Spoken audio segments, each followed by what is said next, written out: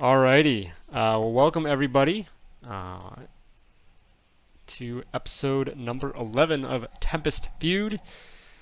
Quick recap from last time. So you guys had weaseled your way out after an incident at the dinner party. Had found yourselves initially in captivity by the hands of Zonos the Hutt, one of Popara's sons. Bringing But up bad memories, man. Popara. R.I.P. Popara. Rest we're in able. little Pepperoni. bit. R.I.P. in peace. We're able to weasel your way out of there, and then after a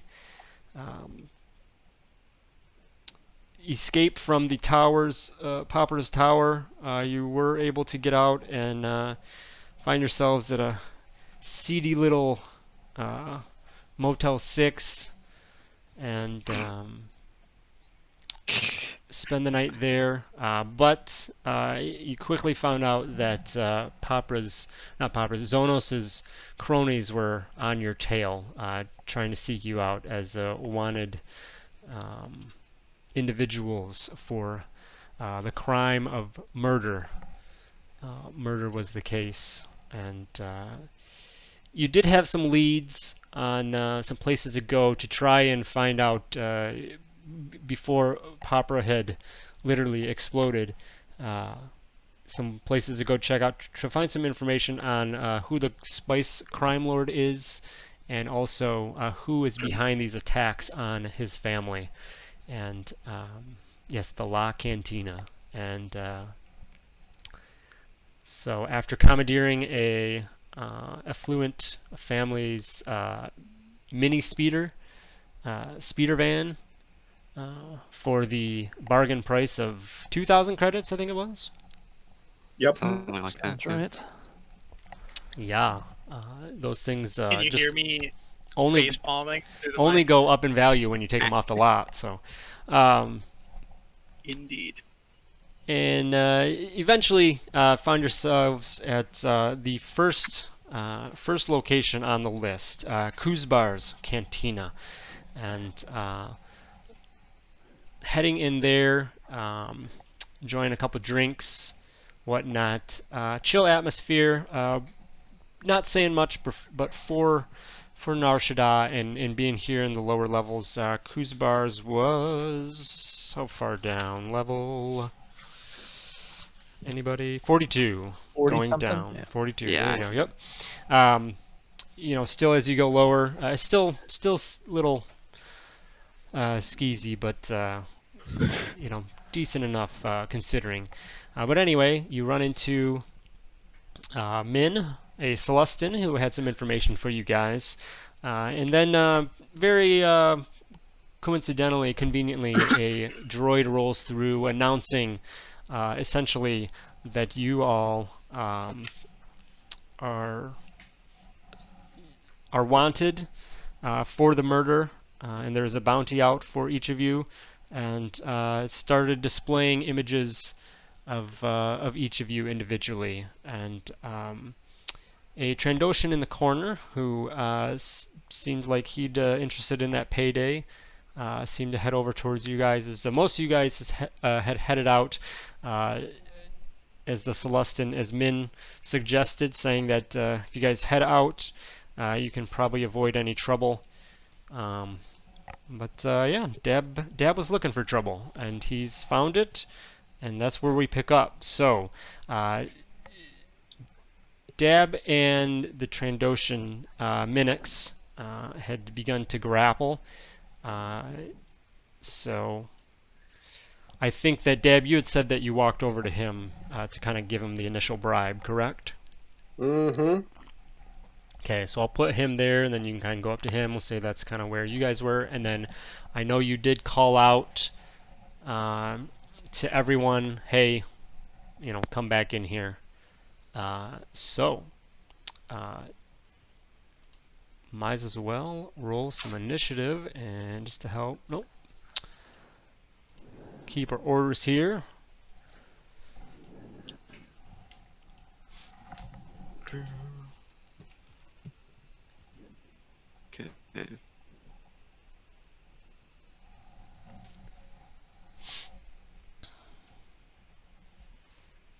Then plus 5 to anyone within, I believe it's 5 feet of HK.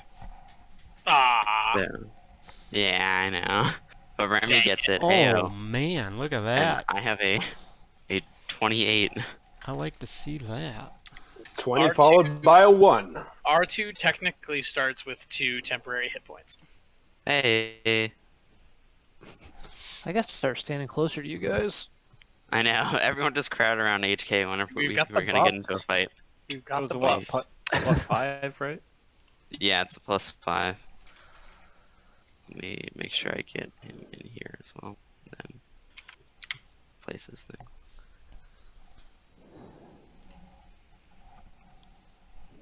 We're still level 7, right? We haven't leveled Yes. Not yet. Correct. up, right? Correct. You said if you get 5 more subscribers to your Twitch stream, we would level up today, right? Starts texting all my friends. Yeah, please, I'll pay you. Could maybe arrange that. You guys got to survive the session first, so That is true. if we get Yeah, 10 this is all subscribers, moot if we TP die. TPK. Thanks for subscribing. The content is gone. They lose. They're all dead. The They content's like- lose.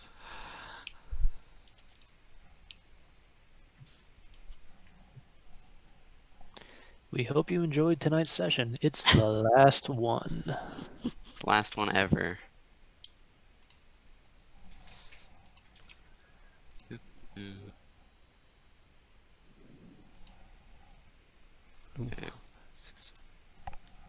I say we go out like the Sopranos and just mid game the screen just goes blank. I've or- during one of the one shots Dad, were you in that one when I lost power? Yes, that was pretty much that. That was basically it. On my end, like Alternatively, yeah, luckily the stream actually did cut out cuz I, a little bit of vulgarity on my end. Anyway, alternatively, we could go out like Monty Python and the Holy Grail, and we all get arrested at the end. Seinfeld, you all end up in jail. R.I.P.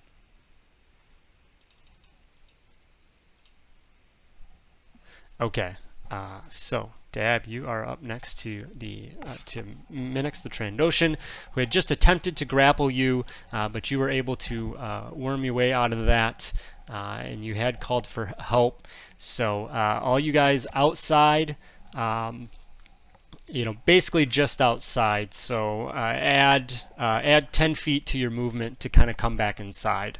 But start at the top, droids. All right. Archie is going to move so that he's back inside, and then. Archie, is it easy enough for you to remember to do both you guys if I take HK off? Yeah, that's all Okay. good. Cool. Then just kind of. Then I'm not thinking there's an Yeah. alarm. But anyway, okay, go ahead. Okay.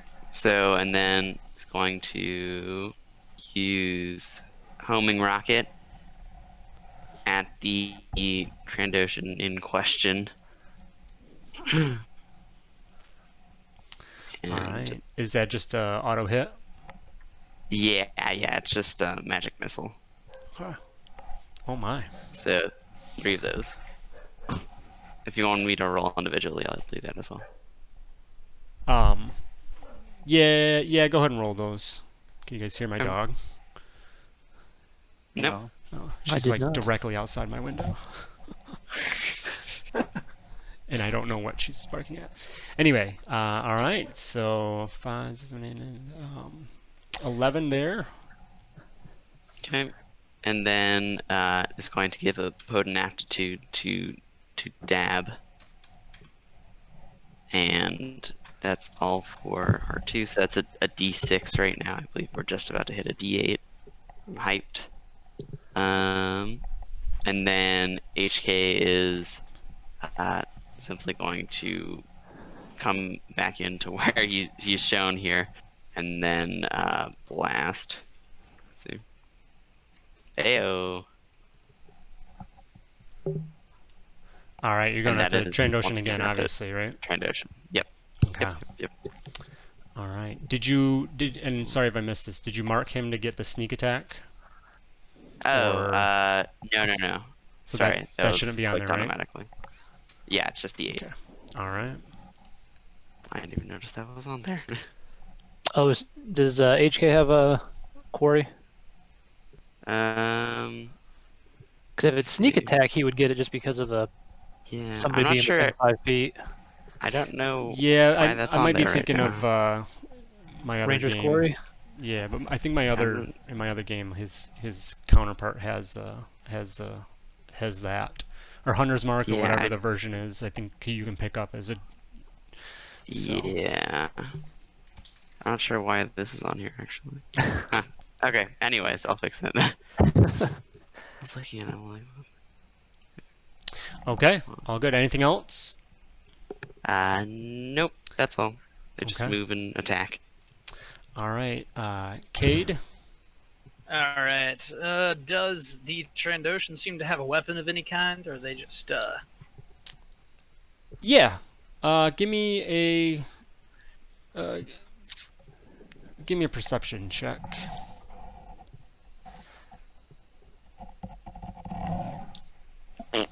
All right. The Trandoshan just not got up. great? You do see. You can't really make things out, but you can see. He's definitely kind of like a bandolier or whatever. He definitely, has some things on there, and something kind of slung over his back that looks, Ruh-roh. somewhat sizable. Okay. I would like to yoink that. Roll the yoink, please. And make the sound hold effect. Hold on. So I gotta add 10 feet, so yeah, I can 10, 20, or 5, 10, 15, 20, 25, 30. So yeah, I'm right there. All right. Disadvantage because it's being worn.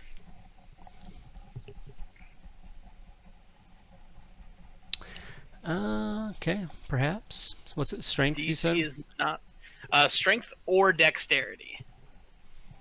And what's the DC? 13, not very high.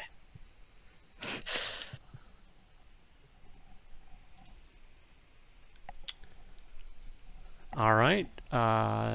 He's gonna pass. Dang it. All right, that's fine.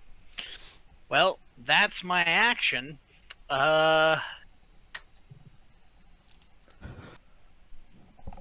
Don't really have any good bonus actions. So I will I'll get out my lightsabers. Everyone knows who we are anyway, it doesn't matter. Yeah, it's true. Forgot about that. Okay. Rix. All right.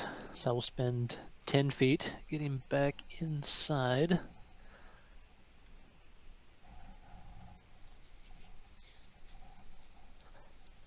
All right. Rix will draw his 2 blasters. He will look over at HK and say it's time to rock the Kuzbar. Yes. And he's going to fire at the Trandoshan. Nice. Okay, first attack. Do Spicy. extra attack. That one will miss. All right. I'll follow up with some of my You dual get wield. well, I guess advantage doesn't matter on the first one, so actually you get advantage because scout. Oh, right? that's right. Yeah, the neck. So actually count to 14 as your second roll. So go ahead and roll one more straight. Another one with advantage. Or is it yes, straight? There you go, 26. That'll hit. So give me damage there. All All right. right. Nice. Also would get a sneak attack thrown in because Dab's within 5 feet. Man, rough. I'll do roll that. on that I'll first do one. that. I'll do that at the end here. Okay. But then, yeah, for my dual wield, I can just do this stuff without proficiency bonus, right? I was gonna make sure I'm reading this right because I changed it up a little bit. You can choose for your proficiency bonus. When you use your bonus action, yep, okay. So I can prefer my bonus action, attack twice. I assume 21 and 19 will both hit. Yes.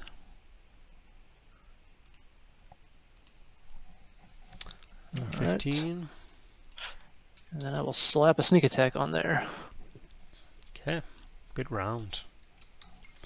All right. Yeah, when they all hit, it goes nice. All right. Yeah. So other than your 1 on your damage up top, but Yeah, that was a downer on that one. so all right, a good amount of damage there. Bring Trandoshan down a bit. And actually, 1 second here.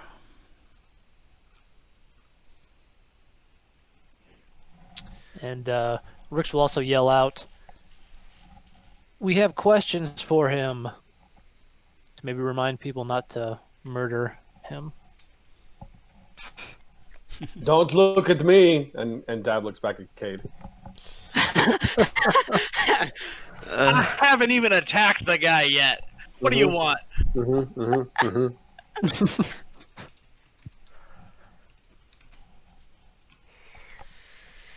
All right, 1 second here. So, and then. Okay, so HK and Rix, both of you guys. So HK gets his shot off, and Rix, you as well.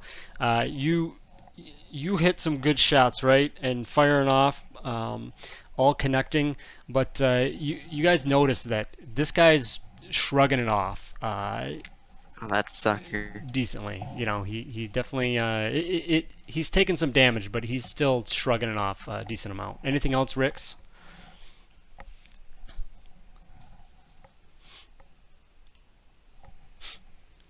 I was on mute. That's it.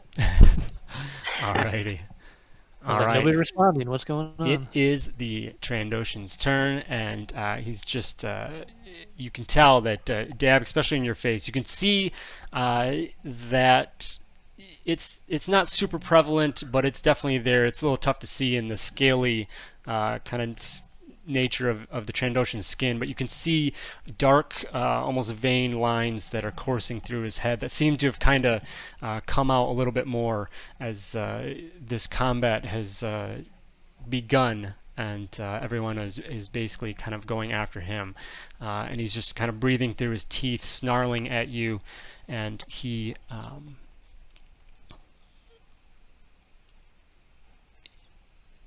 is going to just look at you, and he kind of gives you a little bit of a shove, and he just calls out and he says, "I suggest that you and your friends stand down, or this I will work on bringing them all in." And he's gonna step back. So if you want, Dab, you can have an opportunity attack. Sure.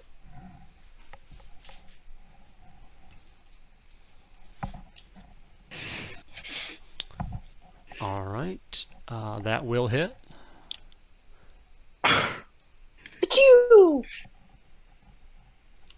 Okay. So you as well realize that, like, as you go and strike out, that you know, he kind of shrugs this off a little bit, and then he reaches for that weapon device behind his back. It's kind of slung over, and you bring out, and it's this interesting looking thing, and he just kind of puts it to his side, almost on his hip, and he launches, and there's just this like and then these 5 little balls seem to pulse out towards you, Dab,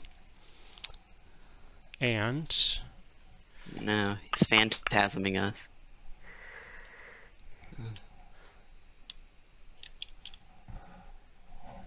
a 19 to hit. I will use Force Shield. You already used your reaction. Then I will take the hit. And the 5 balls that blasted out of this device surround you, and this electro net materializes, encapsulating you. Cool. So you have been captured within this electro net, and on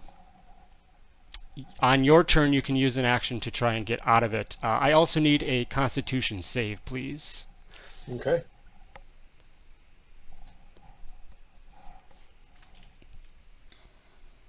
Ha! All right. So the You got a lucky? Yeah, I'll re-roll it. okay.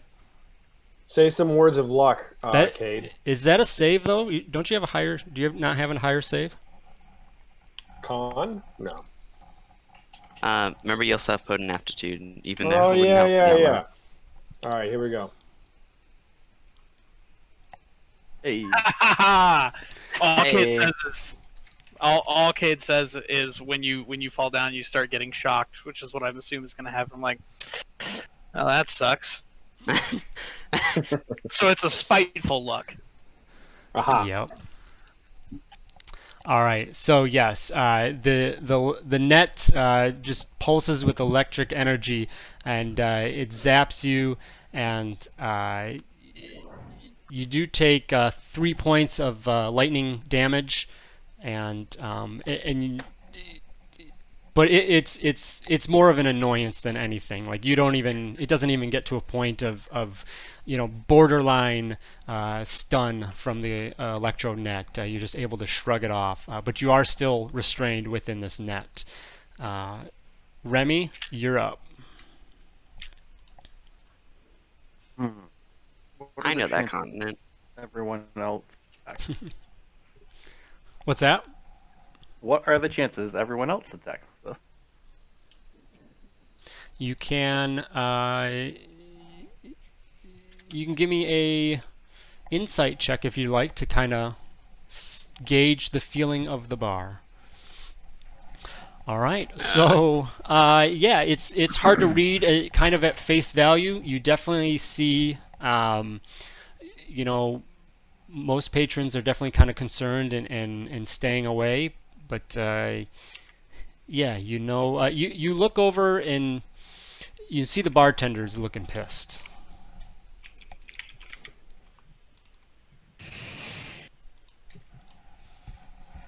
For the most, it's tough. You're a little distracted and you can't pick up too well on whether people will engage you guys or not. What they're feeling.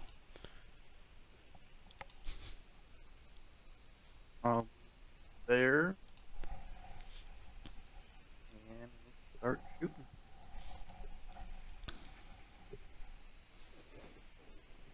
All right, you going after the Trandoshan, obviously?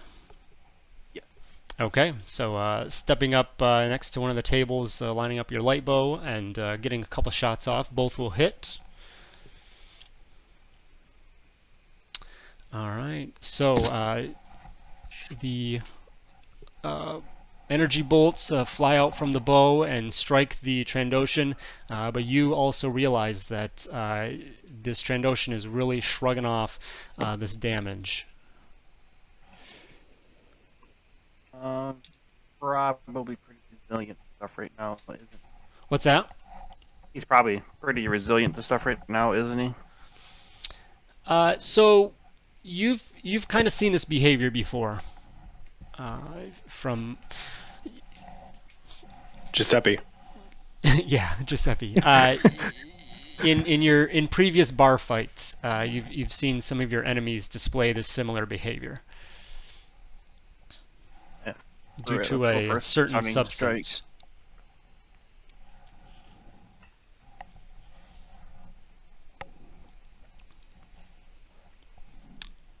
Okay, you fire one of those off.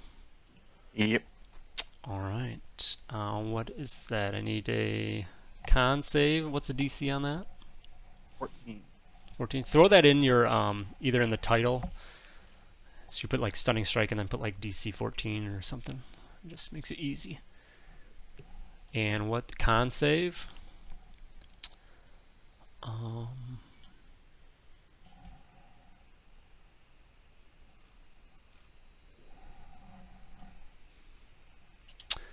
All right, that is going to he's gonna fail, so he will be stunned.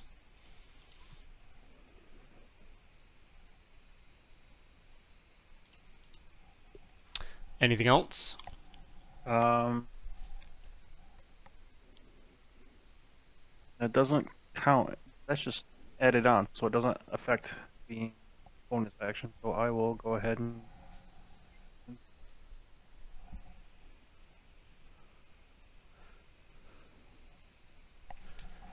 And I don't know if you get.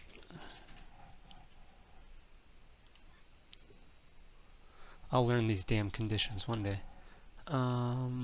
Attack rolls have advantage against it. So the first one there, so roll it one more time at advantage. But the first one will hit. Nice. So both will hit, so give me damage on those. Alright, so a couple heavy bolts come out. Now that he's knocked out, and these ones definitely seem to impact as much as they should. So 25 points there. Hefty as he's down. Anything else? that is it. All right. So at this point, the bartender, who is just looking frustrated and whatever, you see him reach under the bar and pull out a pretty hefty pistol, and he just fires a couple shots off into the ceiling, and he says, "Everyone, cut this shit out now! Stand down or else!" And he's waving his pistol all over the place, and all the other patrons are just ducking, looking down. You see the Celestin, he kind of goes down. The Trandoshan's knocked out, but he's just looking, and he turns, he points at, you're kind of the closest Cade, so he's kind of like aiming at you, and he just calls out to you, and he says, "You tell your friends to stand down and get the criff out of my bar, or else I will turn in this bounty for myself." And then we go to Dab. You mean you'll try? We're not killing the bartender. I didn't Why say not? Why not, Cade? All right. So, how high is the ceiling? My favorite question. I mean, this would be pretty standard. I don't know, call it 10, 15 feet, if that. And I'm in a net. You are in a net. You are restrained. Well, I phase strike out of said net, and actually phase walk. Sorry, I hit the wrong one. Yeah, phase walk. I phase walk 30 feet out, and that's my bonus. As my standard, I'll use. I'll throw a shock at the Trandoshan. Hold on.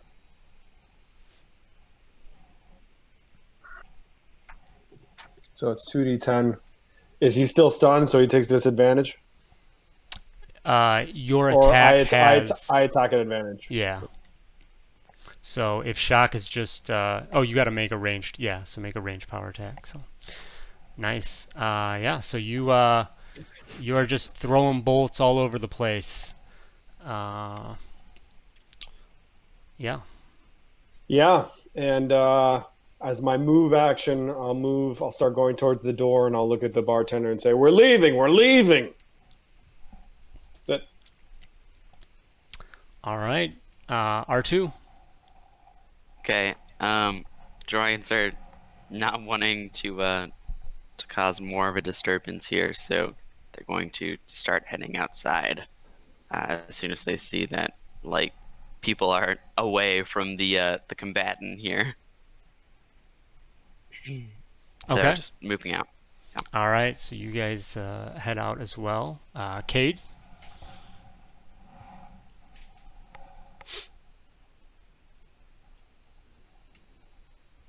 I'm on mute. Sorry. So the Trandoshan is stunned. Yes. All How long does that last? Till the end of Remy's next turn. So Remy, yeah, coming up. So he'll miss a turn. The Trandoshan will. Then how's the Trandoshan looking? I mean, he's still doing fine. Okay.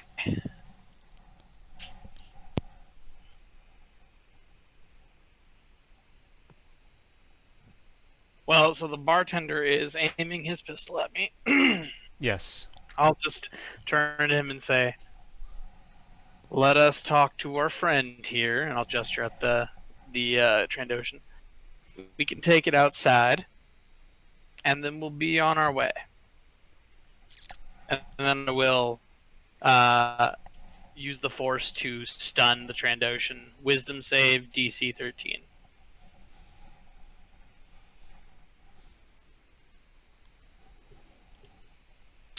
All right. He's going to pass. Wisdom save. Yeah, it's wisdom save. You can still make that. Yeah, he is able to resist that. All right. Give me also give me a persuasion check. Okay. Okay. Rix. Oh, all right. Rix is going to keep his pistols drawn, and let's see. I'll use my cunning action to dash over to the Trandoshan, keeping my eyes and pistols kind of towards the bartender, just saying, "Everybody be cool." And I'm going to take out my binders and put them onto the stunned Trandoshan. All right.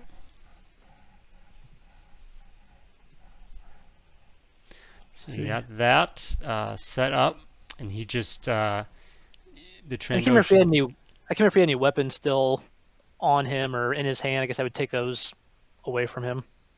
Okay, so yeah, it's still kind of, because it's kind of got like a strap. His like net gun is kind of, it's around him as well, and then he has a couple other things like a vibroblade and a blaster on the side as well. So you can grab those. Okay. All right. And he just kind of snarls at you as you come over and put him in the binders. No, yell to the group. He's heavier than he looks. Somebody give me a hand here. All right, and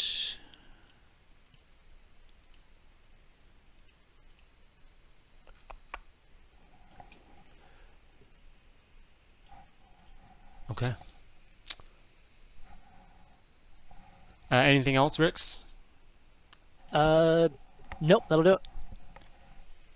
All right, Trandoshan's turn. He can't really do much, can't move or anything. He just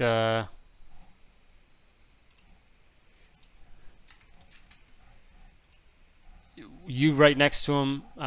You can. It's real rough, but through his teeth, he's just kind of hissing. The stun is even affecting his speech, but you just hear him just kind of hiss through, just saying that you'll pay. And that's all he really does. Remy. Safe to say that he's not going to be attacking anytime soon since he's in binders, right? Yeah, I mean, it's potentially fair. Yep. I will come on over and help Rick bring our new friend outside.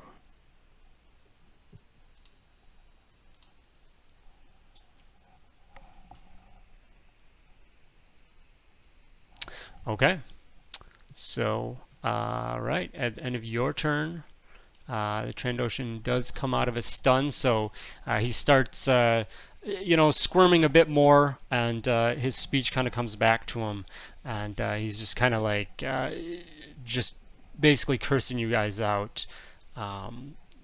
And you guys have to hold on to him pretty heftily. The bartender now, he's still, his pistol's kind of been waving around, and he's back at you, Cade. He just, for some reason has assumed that you're going to be the one to manage this group. And he says, If I would, if we could do that, we wouldn't be in this situation. he just says,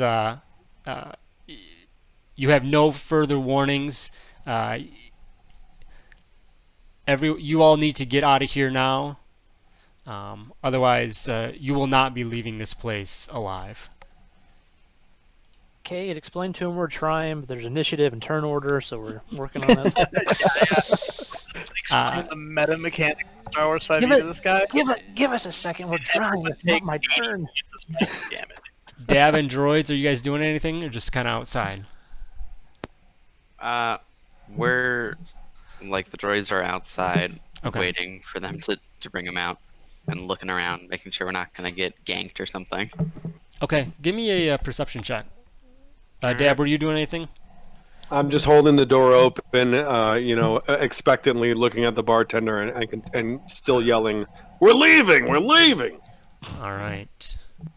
All right. So R2, you look around, and there's some normal traffic around here outside of the bar for this time and these parts, and you don't see anything that is too alarming. Sets you off. So, Kate, Yay. over to you. All right, I will start. I'll start backing towards the door. About there. I've got my eyes on the bartender. I'm echoing Dab, like, we're leaving. Give us a second to get our friend outside and we'll go. Put that pistol down. I'm afraid someone's gonna get hurt. And I will hold my action to, this never works. I'll hold my action to cast Force Disarm on him. If he looks like he's going to fire his weapon at someone, I'll try to yoink it.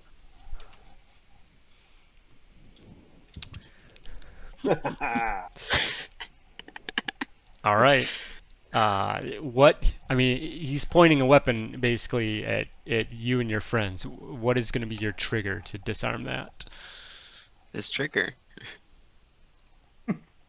Yeah, the trigger. I don't know. I can probably take a shot from it if he fires. Okay. All right. Rix, you guys are just taking this guy out, right?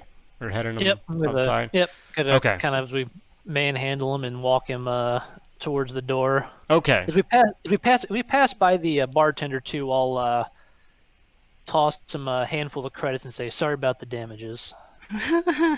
All right. So you do that, and the bartender, he kind of still holds up his pistol, kind of watching you guys as you guys take the Trandoshan outside. The few people in the bar, they're just kind of, looking, side-eyeing you all as you head out. And it seems that the offering is a little bit of an appeasement to the bartender, but I was gonna say, if it's you not, think I'm that just gonna have to get it back. more he's just glad that you guys are out of here, and trouble has found its way out the door. So you guys are all now outside of the bar, and bring the Trandoshan out there. And I gotta look for an alley to torture he this guy. Christ. R2 starts laying into him like the mafia. With punches. Actually, what Give I'd me a like phone to book, do, damn. They don't leave bruises. So as you guys get outside, Street smart. as you get a bit away from the entrance of the bar, the Trandoshan starts to really squirm and kind of fight against both you, Rix and Remy, and the binders. And he is going to, in his Tempest fueled rage, you just see him just rip apart the binders. They just bust open, and he comes loose. Oh god. Okay. All right, I was gonna cast Lend Aid to remove the Tempest from him, but that's a little late now. So Yeah, I'm thinking so. Time for the Stone Cold Stunner. does anyone have that one of those stun rifles? Yeah, R2 does. Oh, there you go. I don't know what to roll for it though. I didn't put it in. Or It's yeah, in there the you go. thing there. It's a DC 13 con save. Okay. So I guess we'll kind of hold the order here. Remy, the Trandoshan has just he's used his action to break out of these binders and bust out. So if you have anything, your reaction right now to what's going on. We got the net gun too. My net is that's a drag him.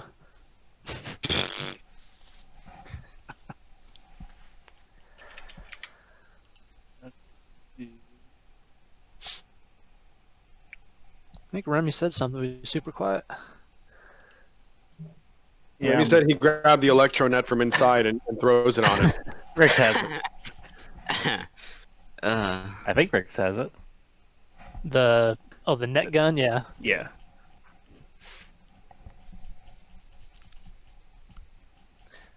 But it is not my turn. It's Remy's turn. Are we saying I'm close enough to Rick so that I can grab the gun from him and use it?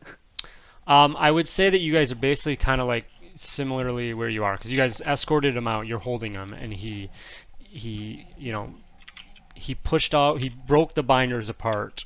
So now he's standing there. You guys could potentially still kind of have a hand on him, or whether maybe the hand you drop your hand as he rips his binders apart. But yeah, he's right there. So I mean, you could step over and try and grab that if you want.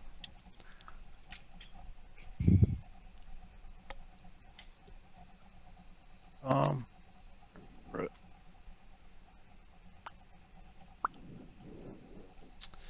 right, a couple unarmed strikes. So just the shock of kind of catching you off guard. You go in for a quick hit, and the first one's going to miss, but the second one you hit true. So go ahead and roll some damage there. All right, so 6 points there, and he's just shrugging this off. All right, and then con save.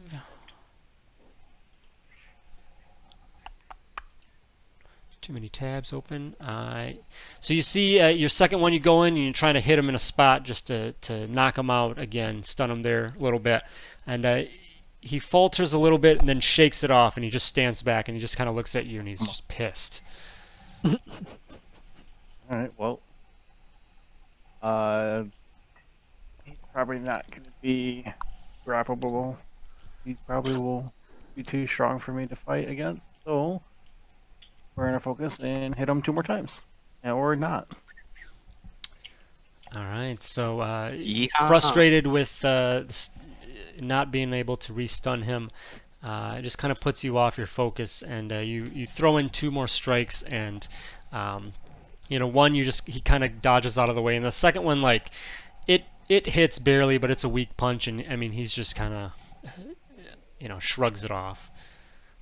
Anything else? Movement or anything?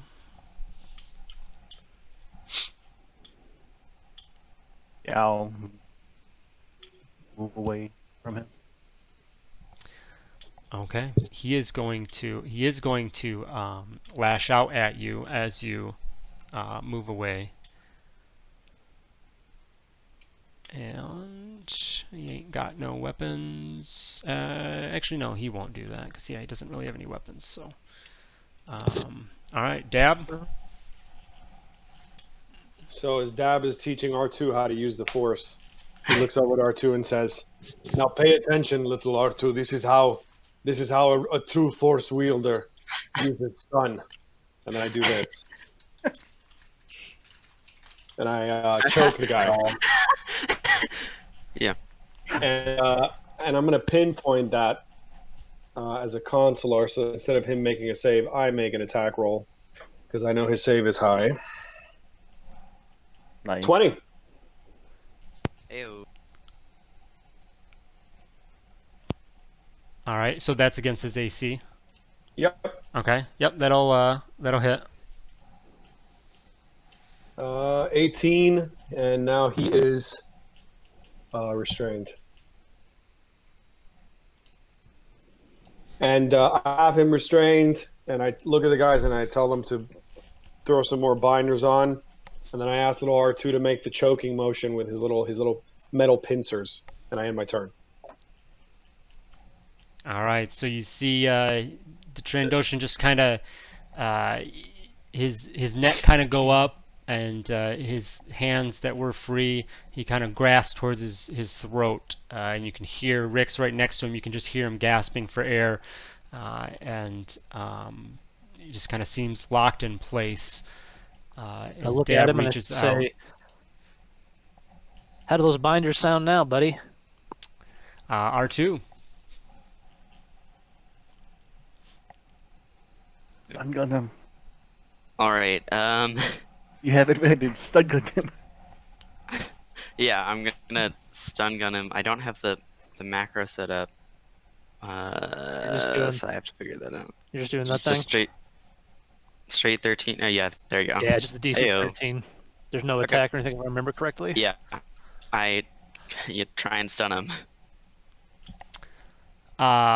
So this is a cone, and you'll definitely hit Rix, and potentially Remy. So I will let you have that information, knowledge, if you want to change. Can I potentially just move closer? Yeah, Close the, if you're like close if the you're 10 feet, cone. yeah, like if you went up like 10 feet to him, and then I say Yeah. that then you'd be able to angle it enough to only go after the Trandoshan. So okay. Yeah, I walk up to him or rather roll up to him and then do it. All right. So you step forward and pull the trigger on the deck sweeper, and the blast goes out and courses through the Trandoshan, and he's choking still from Dab, and it seems that the stun is going to take hold, but he shrugs that off as he kind of just shrugs that off and concentrates on trying to focus on getting his breath back. Cade. I will walk up to him and I'll use my bonus action to lend aid. 'Cause I think this worked before, getting rid of the Tempest in his system. Okay. I believe it did. Nah, I'm gonna take it out so he loses his rage bullshit. Did he just vomit all over the You're- place? You're Narcanning him? Yeah. So you're doing it's an either or thing. So yeah, you're doing the poison or whatever. Yeah. Wait, you're Okay. giving hit points back. All No, right. yeah, I'm not healing him. I'm just. So yeah, you I'm step up purging to the him Tempest and system. kind of putting a hand up on his shoulder. You see that there's a slight calm. I mean, very minimal. He's still, gasping for air and whatnot, but you can tell a little bit. You can sense that he relaxes a bit comparatively to before. So Okay. you feel that has And taken he hold. is okay, and he's restrained right now, or Yes. what's going on? Yep. Okay, he's got the binders on, but he's still struggling. We're trying No, to he doesn't stun have him. binders. Like, Oh. yeah, he doesn't have binders on. Oh, I mean, he okay, has. thought- They're broken apart. Yeah. Right. That seemed to not work very well. Gonna need R2 to fix those binders for me. Well, I'll I be also fine have a with pair of binders. I was gonna say I have mending. Do some tinkering on those. Mend them for me. Yeah, I got mending. We're good. We're good. Hmm. I don't know what to do with my action. He is still trying to. He's still struggling though, right? Yeah. I guess I'll try the stun again. Wisdom save, DC 13. Brute force him.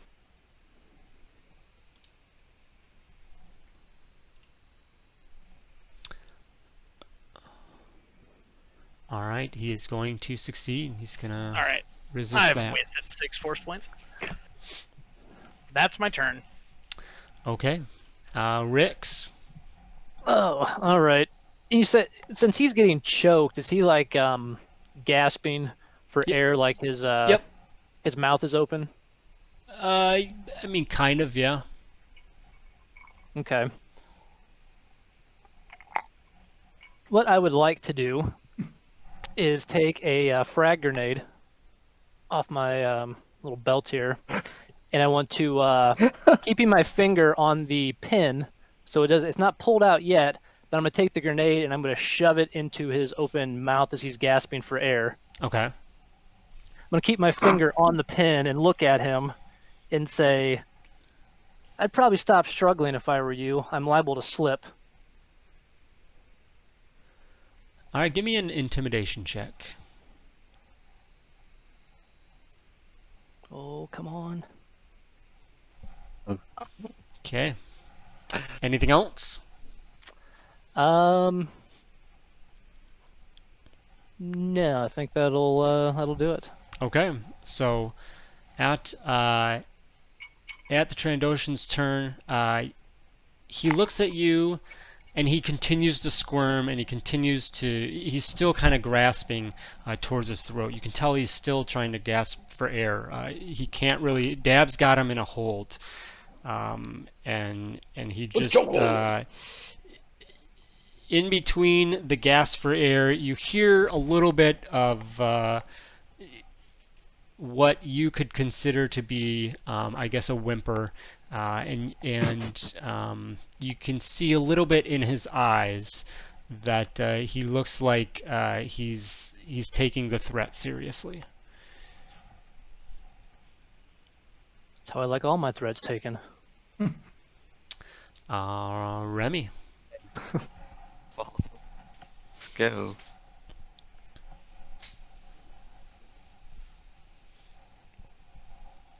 And I'm going to use this to use my attack action to try to grapple him to the ground.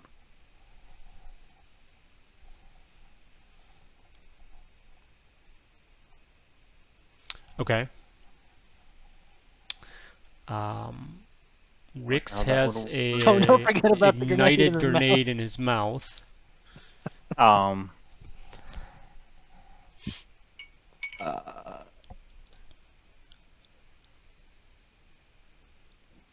So if you trust Rick's sleight of hand, No sudden movements, please.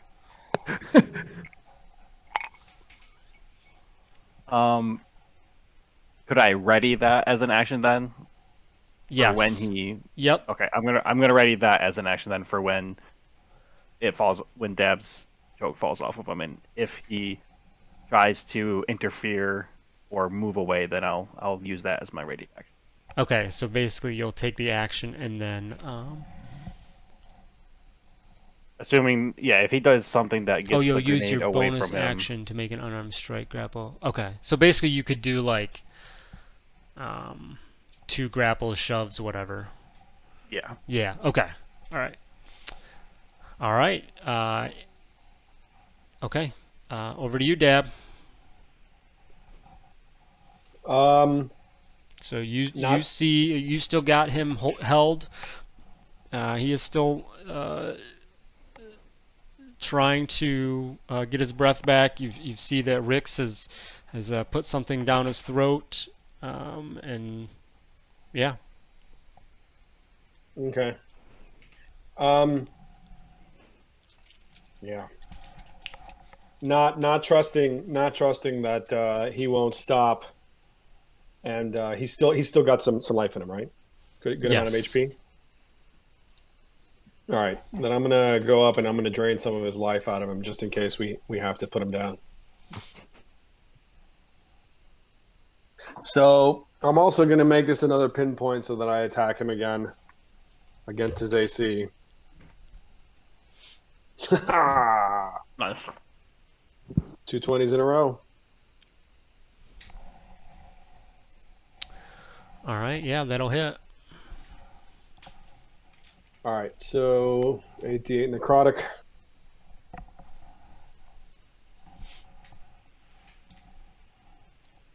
Oh boy. 42. Okay. That And, seems significant. Yeah, that's I'll just fly up a little bit out of his reach and end my turn. Oh, you know what? Rick still has the grenade in his mouth, Yes. and Rick is holding it. Yes. So if I tried to move the Trandoshan 5 feet with my choke, that probably wouldn't be a good idea, right? You can find out. Unless Rick gives us a sleight of hand. Famous last words. No, that's all right. I'm done. Unless we want to give Rick a robot arm. Pull the pin to give him the 300 kick to knock him away. Yeah. All right. So at the end of your turn, the restraint goes away. By the way. Right. Okay. So you see, so his dab flies up after the Trandoshan is just hit with this blast of drain life.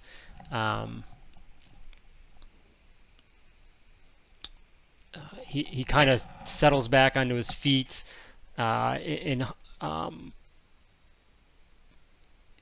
his arms kind of go to his side, and he looks like he's about to hunch over, catching his breath, but he quickly realizes that the grenade's still in his mouth, and he kind of like freezes there.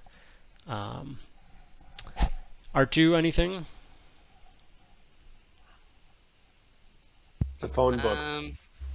Yeah, get the phone book. Someone hand me a wrench, please. So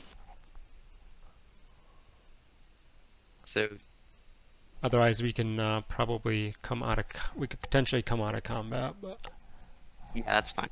Just come back. I guess I would turn it over to Rix.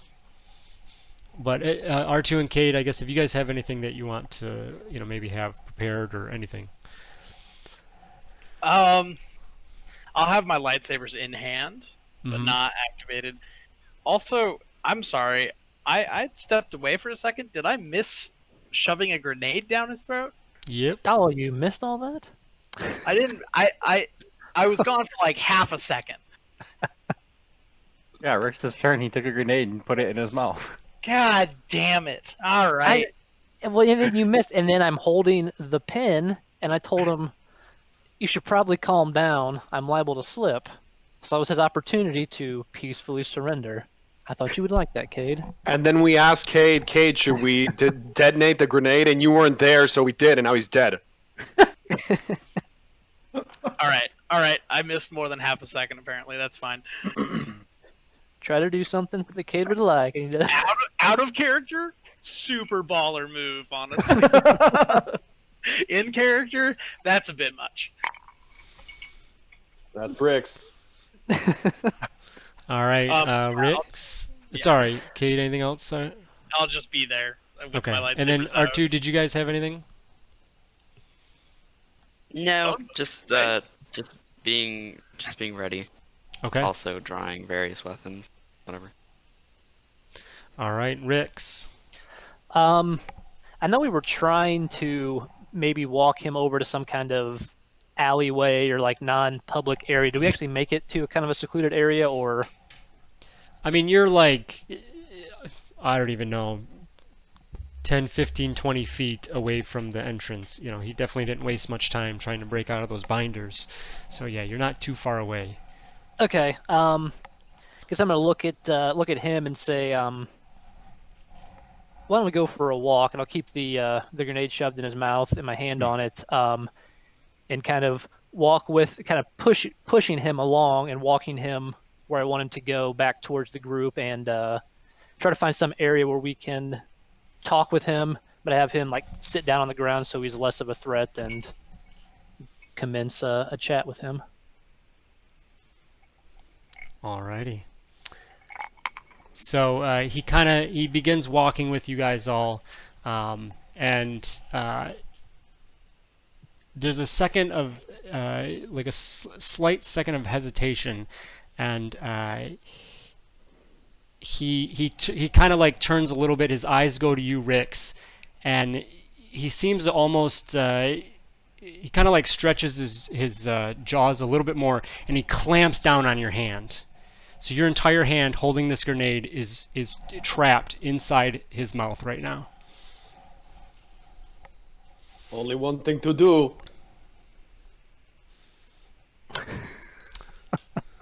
Let's And see. you can see in his eyes he has this like let's play chicken here. Um, You ain't no bitch, Rick. I'm not gonna blow my hand off. That's stupid. We got parts. We get your new one. Can I fire my tranquilizer out of my wrist pad?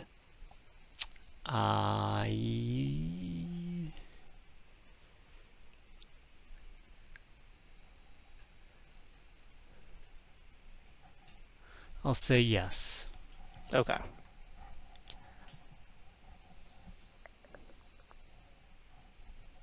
This is, whoops. I didn't need to actually do that. It's hold on here.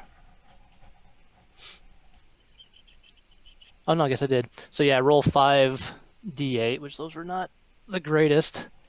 If the creature's remaining hit points are less than the total, the creature's gonna fall unconscious. Nope. Dang it. Okay, let's beat him up a little bit more and then do that again.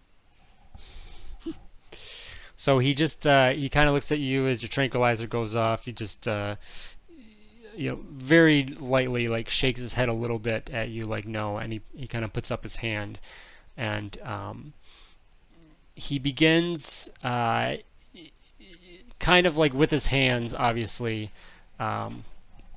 He brings one hand up and grabs your forearm, and then his other hand he starts kind of motioning, and he's obviously his mouth is full, but he's still trying to get the words out. But give me a perception check, Rix. And Remy, you can as well. All right. So Rix, you pick up that he's basically saying like, all right, I'm gonna release you, you're gonna release me, and we're gonna step away from this.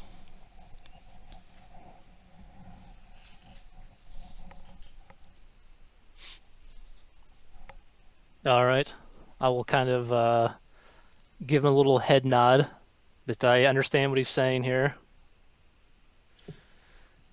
So there's a quick second, and he still holds onto your forearm, but he does open up, and then he, with his hand on yours, he pulls yours out with the grenade in it, and then he takes his step back as much as he can, kind of still holding on, and then he like gently lets go of your arm. All right. I'll kind of keep the hand up with the grenade in it and say, we just want to talk and get some information. You made this a lot more difficult than needed.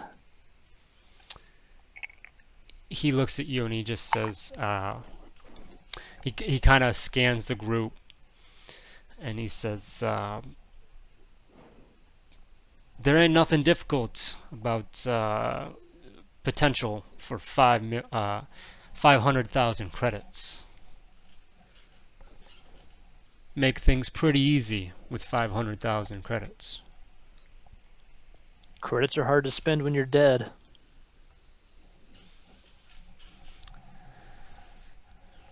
And the way I see it, we've got you 1, 2, 3, 5 of us? 5 to 1? 6 to 1? I'm trying to get the number here. We've got you 5 to 1.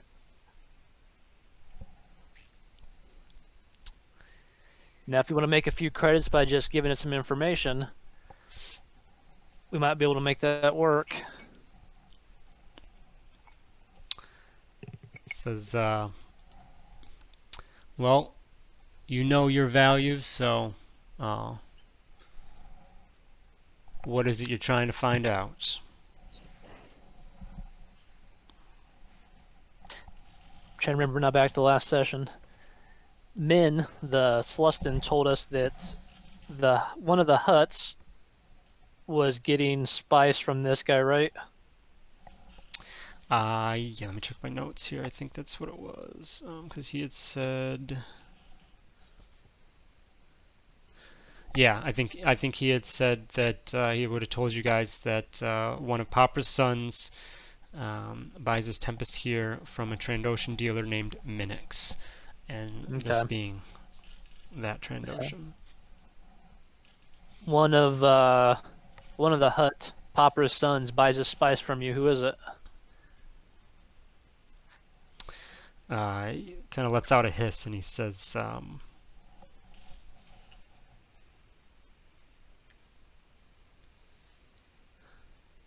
it's the oldest one. He doesn't buy directly. He sends his Wookiee friends here, but everyone knows who employs Wookiees.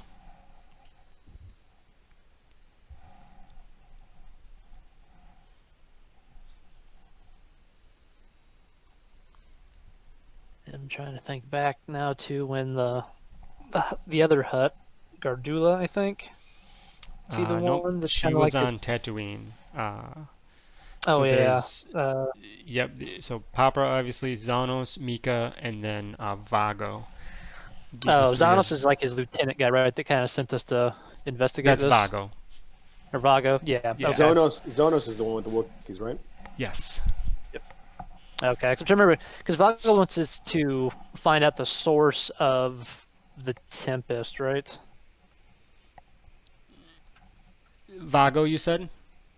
Yeah, Vago. Sorry. Yes. Basically, Vago is picking up where Popper left off in that regard. Find out, the source of the Tempest and whatnot. So.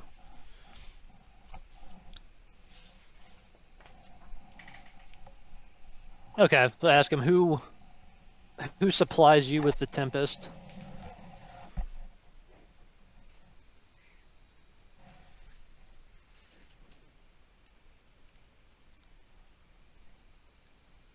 Says, I have various middlemen that I work with.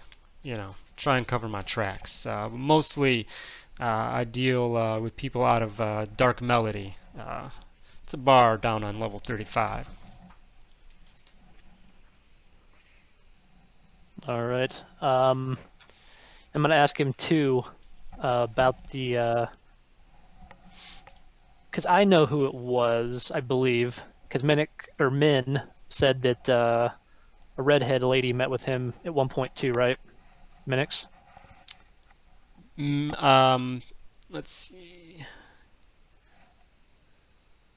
For some reason I have that in my head that she. He Yes. said that somebody came Yep. to talk. Okay. Yeah, just trying to make sure I got all that right. But yes. Yeah, so I'm asking about that too. Who was the redhead you met with? What'd she want? And what'd you tell her? He says, I didn't get no names and I didn't ask, but just someone trying to find out just information about the spice. That's about it. What information did you give her? Nothing more than I've shared with you. All right. Guess I'll kind of turn to the rest of the group. Any other questions for our friend here?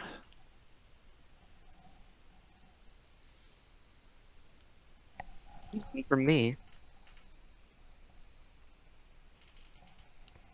Nope. Yeah, nothing from me either.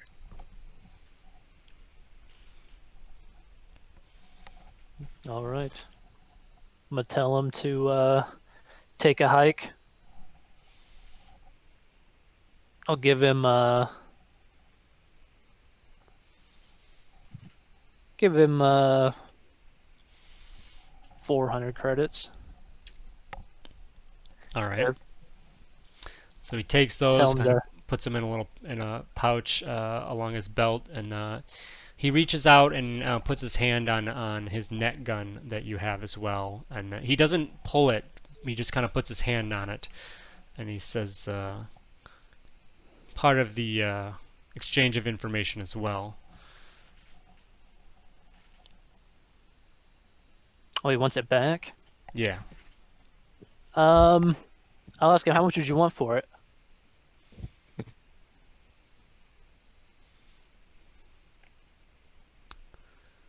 He says, "Not for sale."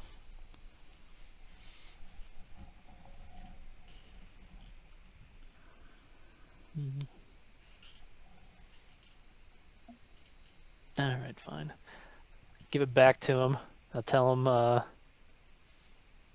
don't let me see you again. Otherwise, I'll take it off of you for good. He slings it over his shoulder, kind of adjusts it, and he just gives you a smirk as he begins walking away down down one of the alleys, but kind of turning over his shoulder, and in his raspy, hissing voice, he just says, "Oh, just hope that I don't see you first," and kind of walks off.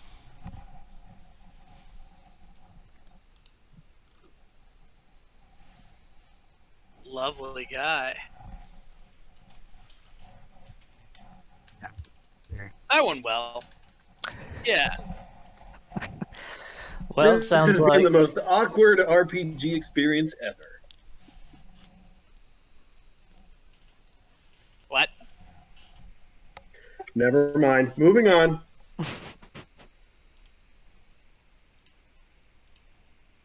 All right, so you guys are outside, kind of in a dark alley here on level 42, a little bit of ways from Kuzbar's.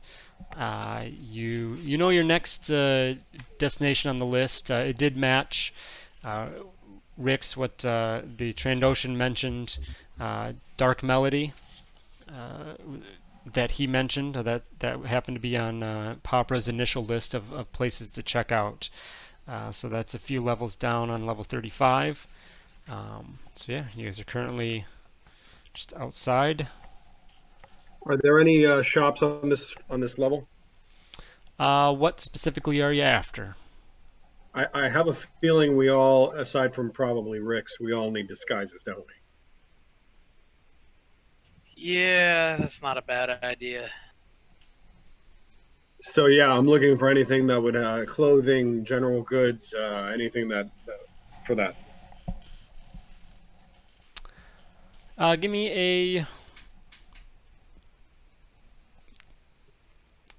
an investigation check.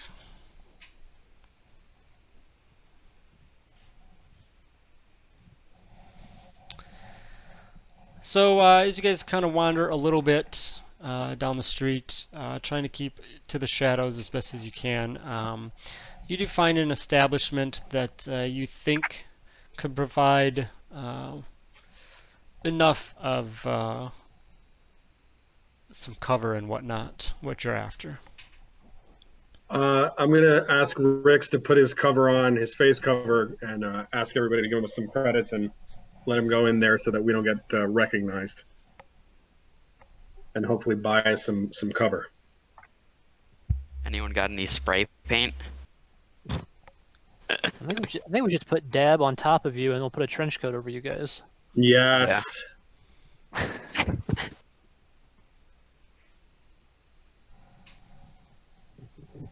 Rix, you do us the solid?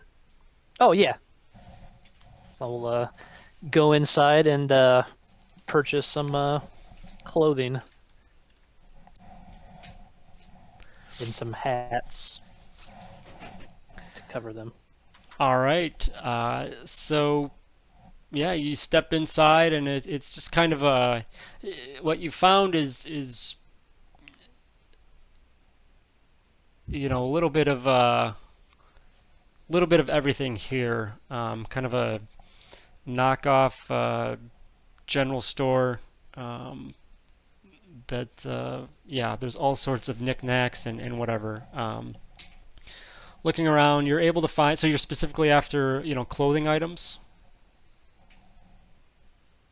Face coverings, cowls, anything that will cover our face, and spray paint for the droids. Okay. Rix, give me a quick investigation check. Just gonna paint R2 a nice shade of purple all over. All right. So you do some digging, and thing, yeah. and you're pretty successful in finding things. You definitely are able to find some paint that you think could help maybe disguise R2 a little bit. You find a few scarves and bandana things and things like that. So you go ahead and you take that up to the counter where the store clerk is, and it just a rough-looking Rhodian here, and he's kind of enthralled in his digital HoloNet news that he's reading. And he kind of quickly looks at all your items. He says, well, that'll be 32 credits. Ooh. I will pay him 32 credits. He almost doesn't even look up from what he's doing, and takes that and just kind of puts him in a cash register, if you will, and then just says, thank you very much. We'll see you again. Okay. I will walk back outside with my shopping bags full. All right. So please, yeah, what spray paint did you find for R2?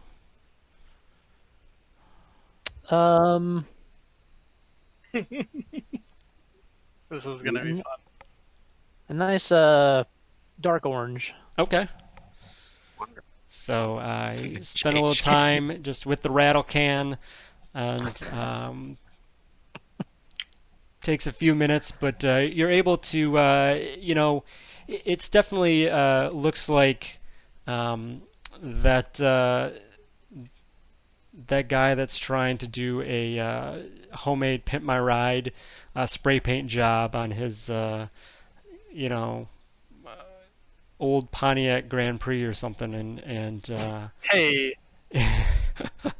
it's I take great offense to that specific car. You own that car? It's I did. It was my first one. what year? 1992.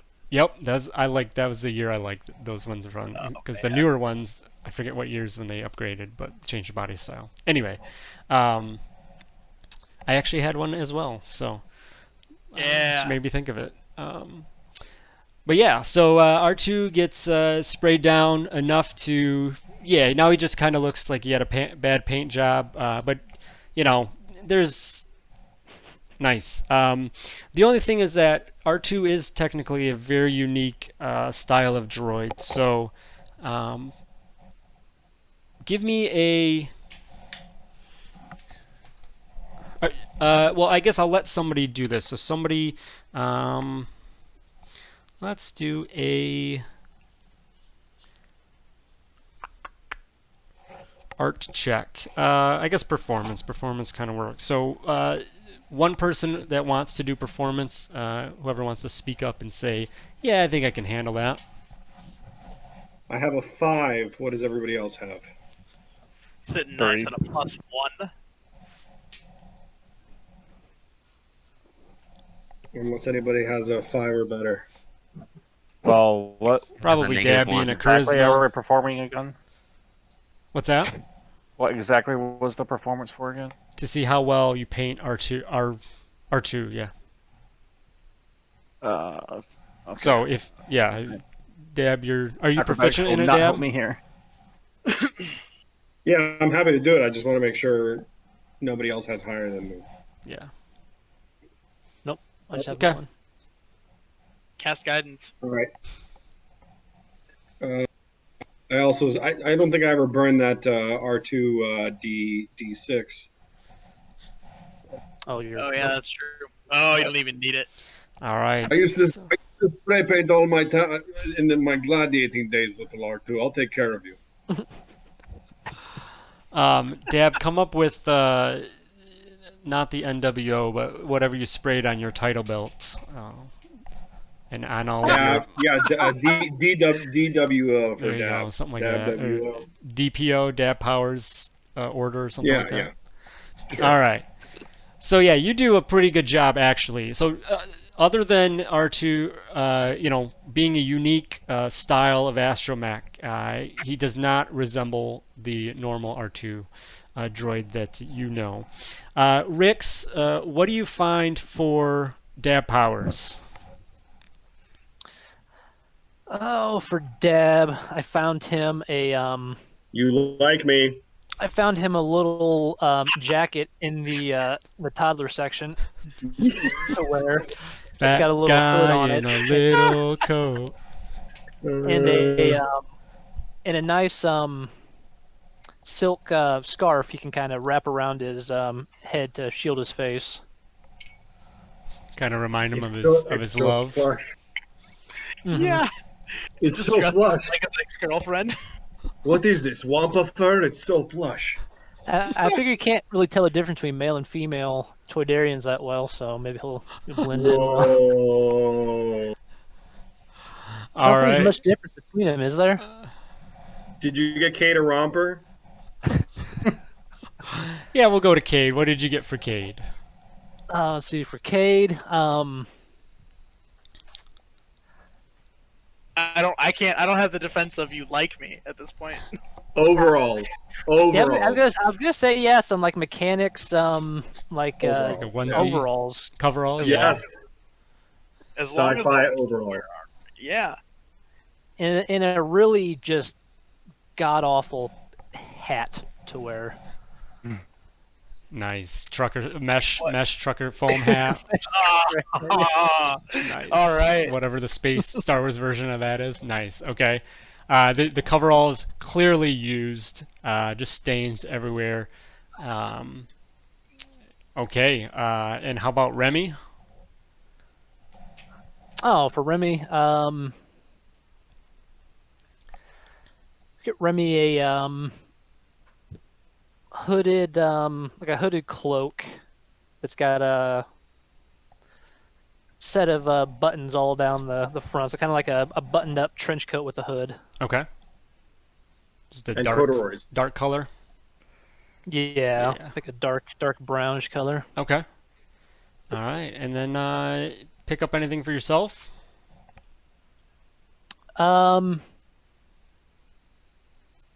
Yeah, just be a nice stylish leather duster to wear over top of my armor. Only the Alrighty. best for yourself. Bunch of random motley crew, the rest of you, and then this guy in like tuxedo. That's not gonna stand out or anything. Like, Well, I mean, it's not, not fancy. no, I know. I'm sticking with my aesthetic. I'm just not buying off the rack bullshit, stained up overalls for myself. All right. All right. So Yeah, only plebes wear overalls. Dad will expect an updated Photoshop by the end of the session. Yeah, okay. Alrighty, so shopping trip completed. The gang with somewhat of some new outfits, hoping that does enough to keep you guys out of the eye of the general public, so you guys can continue your investigation. Where to from here?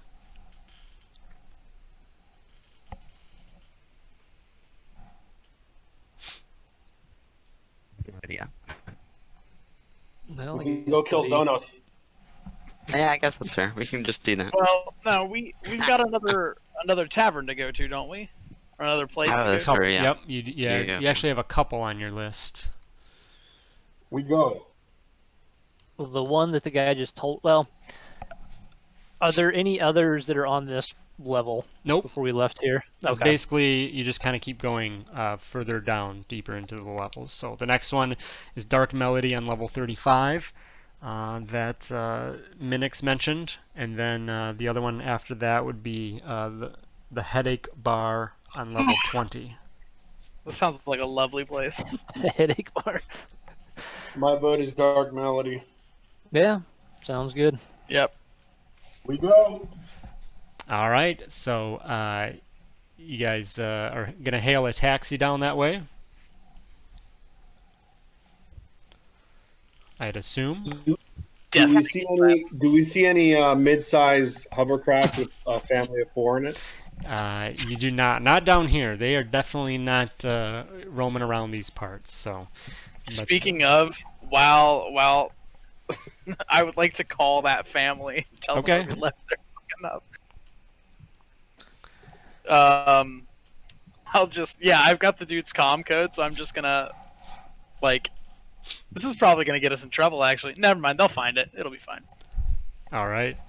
So, you guys hail down a taxi, are able to grab that, and everyone give me a quick deception check. For safety purposes, I'm going to suggest that we travel in 2 groups of 3 instead of a party of, what are we, 5 or 6? So we'll go me and Rix and I guess R2 and then Remy and Cade and HK so that we don't look like a party of 6 that they're looking for. Okay. Good plan. Yeah, that's good thinking. Deception. All right. So yeah, give me deception checks. I'll burn my defiant on that. Man, I'm gonna roll a 1 though. Watch it. where's my deception? Ah, there we go. Nice. 12. 5. Ooh. Yeah, And, that's appropriate for R2 being a new astromech. So. Gonna add 4 onto my deception for my guidance. All right. So, who was all together? Dab, R2. Wrong. Yeah, Dab, R2, and Rix were together. Okay. All right. So Dab, R2, and Rix. What's your 1-4, Dab? Is that your aptitude? That's the 1-6 I never, the D6 Yeah, okay. I never burned. All right, and then the other side. Did you R2? Did you roll one for HK? Let me do that. Yeah. She'll be. Oh well, Alright, nice. here we Okay. are. So HK, Cade, and Remy, you guys, you don't receive any questions or inquiries at all on your way. You find a taxi. You're able to take that down. You get to your location, and he says it's 8 credits for the ride. I'll give it to him. Okay. In the other taxi, the driver he's kind of doing that, like looking at you in the rearview mirror the entire trip, and he kind of turns his attention to you, Rix, and he says, "These friends of yours, they look a little familiar. I think I've seen them on the news. Are you with them? Do you know who they are?" Oh, these guys? No, man. I met these guys at the bar. I told them we're gonna go party it up tonight, so they're coming with me to the. Where is it that we're going again? I can't remember, man. It's been a hell of a night. Give me a your choice, persuasion or deception at advantage.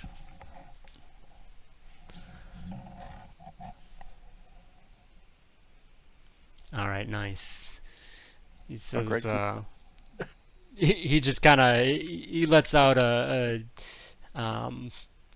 little bit of a chuckle, and he says, yeah, you know, I just don't see too many droids like that around here, but yeah, I mean, I guess different enough. You know, there certainly are a lot of people around these parts. So anyway, kind of a little bit of silence, and then you guys eventually get to your location. He says, well, enjoy the rest of your night. It'll be 8 credits. And I'll give him his 8 credits, and I'll say, "You too, man. Party on. Am I right?" He kind of just doesn't react to that and goes on his way. Just turn into like drunk Tom Cruise all of a sudden.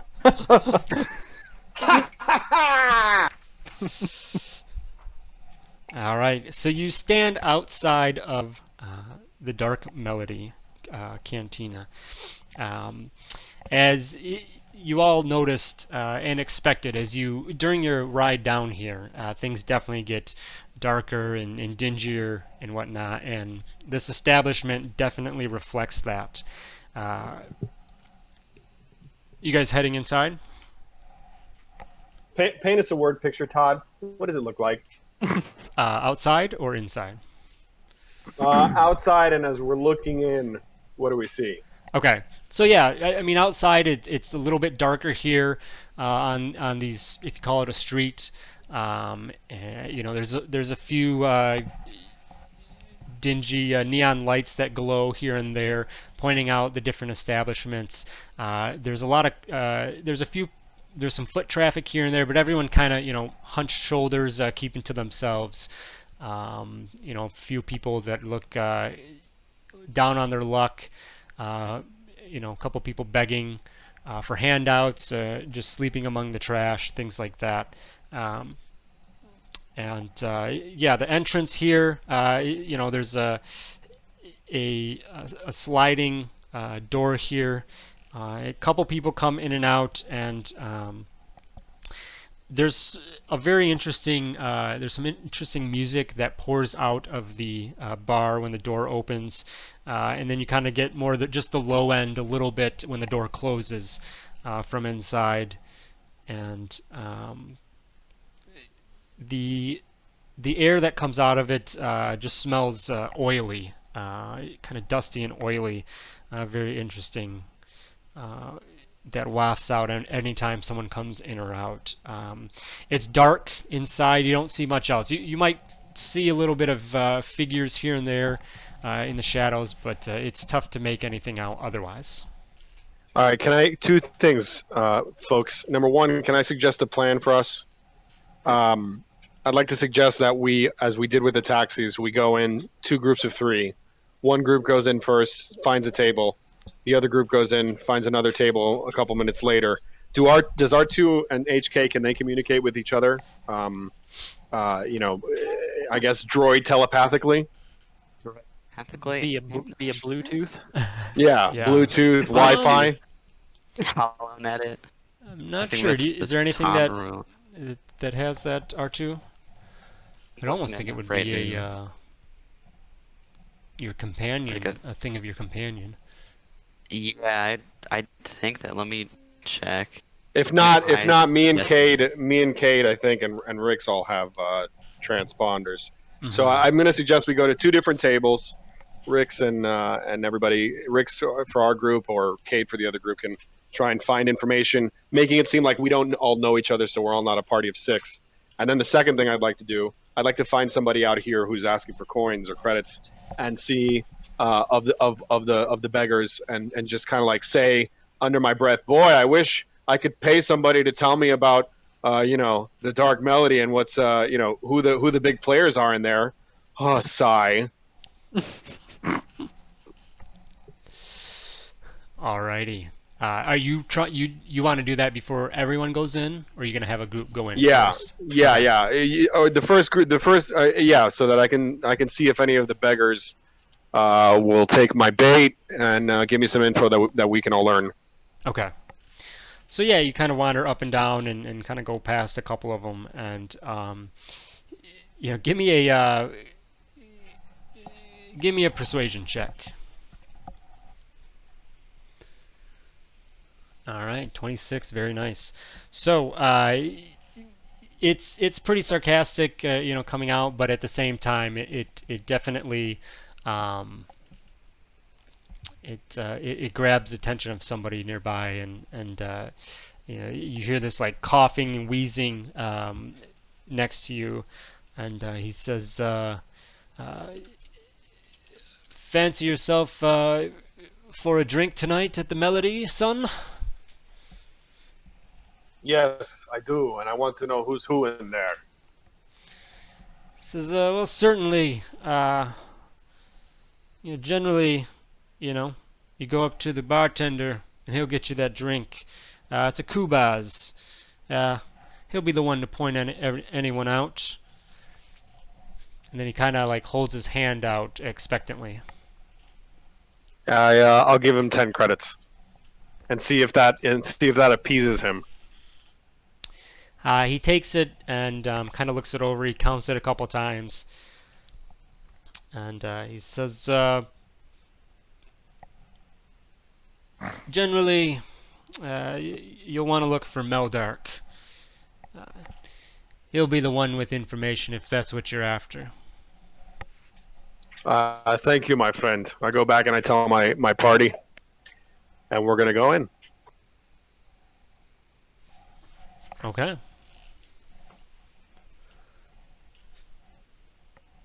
All right.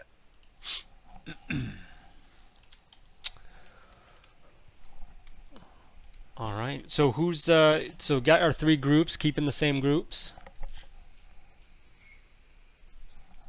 Yeah. Okay. Yeah, sure. All right. R2, I was just curious, is there like a, whatever you call it, modification to add, or just... I was actually really surprised by that. I would have thought that it would have at least been a modification or something, but no. Okay. And did you find that anything else that just kind of says that you guys don't communicate remotely like that, or...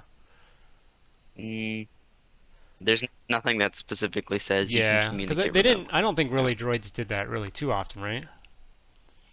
I'm not sure. Maybe like battle droids and stuff. I think. Yeah, that's We have comms. It's fine. Yeah. Okay. Anyway, Yeah. just kind of.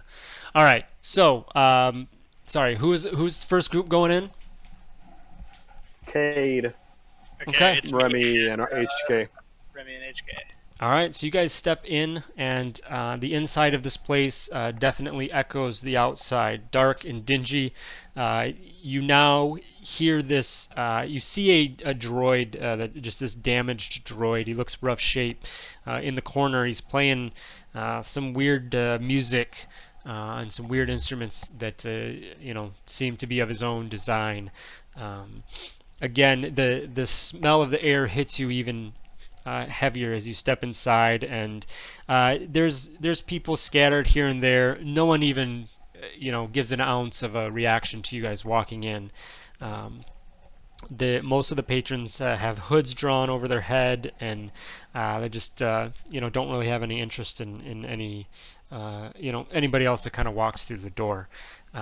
You see at the bar there's a Kubaz who's there kind of tending the bar, and he gives a slight nod in recognition as you guys enter.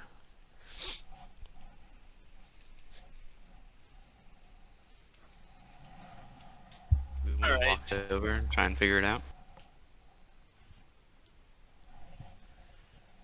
Yeah. I don't know. Let's go find a table and see what happens when the other group comes in. Yeah. See, Oh yeah, Cubans are those whistling guys. Wait. What's that? How do you spell that? I'm trying to remember what they look like. Kubaz. Aren't those the ones that have the like mask, the long Yeah, he's snout? the guy that like at the first episode of Mandalorian, he whistles plays the little flute thing. Oh, like the spy from A New Hope. Yeah. Yeah. Like the remastered version or whatever. Yep. Okay. So. All right, you guys going in? You're just finding a table and hanging out. I think so for now. Yeah. Okay. Unless Remy or HK, you have any better ideas. Not yet. All right. So you go sit down, and yeah, the other three, you guys are heading in. Yeah. Okay. Dab and Rix and R2, you guys head in a few moments afterwards, and kind of same thing. You're hit with that oily smell of the bar. You notice, just a little bit smoggy, and it's dark and dingy everywhere. You hear the sound of the droid in the corner, and again, the bartender looks at you all as well, and gives a very quick nod, just simply acknowledgement that. That you've entered.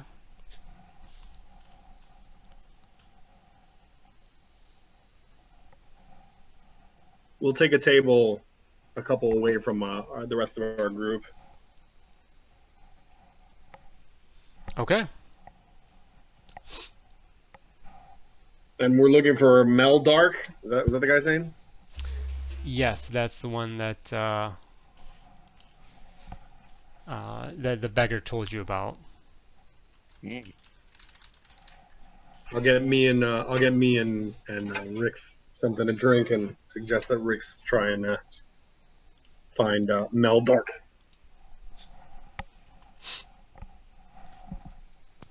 Did he say that Meldark was the Kubas? No. Okay. Did he give any description? Sorry, description about what Meldark? Is that his name? Did not. Good. Probably something we should have asked. I'm going to walk up to the bartender and say, my friend told me to look for Meldark. Who is he? Nailed it. Perfect. The Well, there you go. Kubas, he doesn't really say much. He just kind of points over to one of a side table in the shadows, and you see as you follow his finger over there, you see a pudgy human, dark, oily hair gathered in a ponytail, slowly nursing a drink, just enjoying, the evening to himself. I motion to Rick's.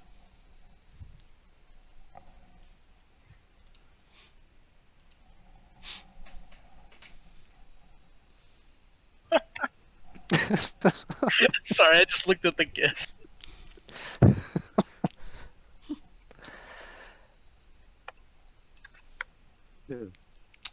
What are you doing, Dab? I motion over to Rick's. Oh, over towards the Meldark. Yeah. Okay. All right. And I'm going to post that GIF that Rick's posted in chat. I don't know how to post them in chat, so I had to put it in Discord. I'll teach you. All right. I will ask the. Let's see. I'll ask. I'm sorry, drawing a blank for a second. So go up to Meldark Seagal. Yes, I'm just distracted by Steven Skull. Yeah, so I will take a drink from the bartender and make my way over to the table where Meldark is sitting. Okay. So he kind of just looks up at you as you. Are you sitting down with him? Did you say? Well, I'm going to walk up yeah. to the table until I get his attention, and then Okay. we'll kind of play it by ear from there. Yeah, and he says he kind of just gives you a nod. And he says, "Hello there, friend." Yeah, so mind if I take a seat? Says, "Yeah, take it wherever you want, but I think the bar would appreciate if you left it here at the table."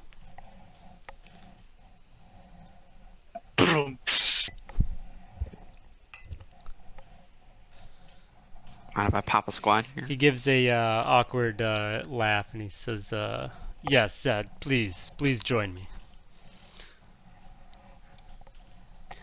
I assume that someone pointed you in my direction. Most people that come my way do so.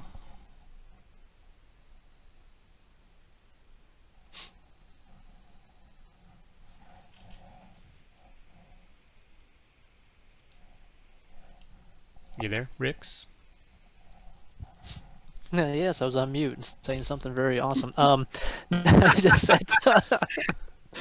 just said, so you get a lot of visitors.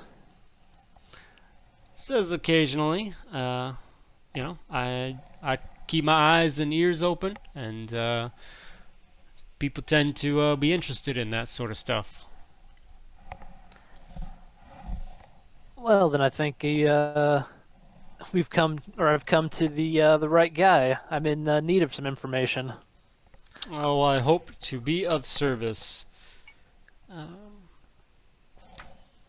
What can you tell me about that new spice I've heard going around? Goes by Tempest. Says, well, it depends. We can start off with 100 credits, and I will give you that and potentially some more information on the topic. I will take out 200 and say, in the interest of our new friendship, here's a little extra, and I'll slide over 200. He gives like a grin, and he says, "Excellent. I appreciate a man who knows how to do business." And he says, "Yes, this Tempest, very interesting new spice running around. Other than it certainly drives its users into a rage. It's begun to take a hold." Begun to take a hold here on Nar Shaddaa pretty quickly. There was a dealer here that hung out quite often. There was. He doesn't hang out here any longer. Well, yeah, not necessarily his choice. Unfortunately, poor bastard died about a week ago. He's just sitting in the corner. Suddenly just reached for his throat and fell over choking. No one could save him. His face turned blue, his heart gave out, and he died. Some say he had a bad batch of spice. Others say he offended the Spice Lord and was killed for his temerity. Well, that's a hell of a way to go regardless. Indeed. I take it the Spice Lord is the one that more or less runs the spice around here?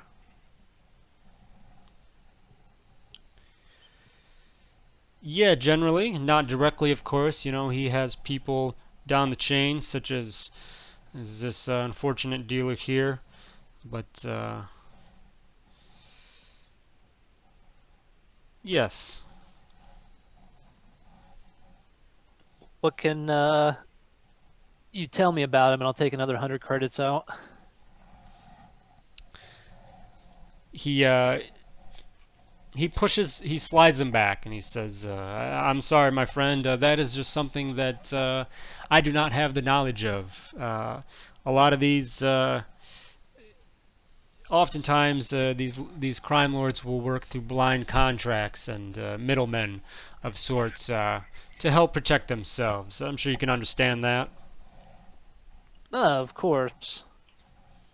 Could you point me in the direction of who one of his middlemen might be? Perhaps somebody that's taking over the spice for the previously departed dealer? I have not noticed anyone here in the bar since since last week. Whether people are taking these threats seriously and just kind of keeping clean, or whatever. But yeah, we haven't seen a replacement, I guess, to be specific. All right. If I were hypothetically to be looking for one of his middlemen, or he himself, do you have any idea where I might find such an individual?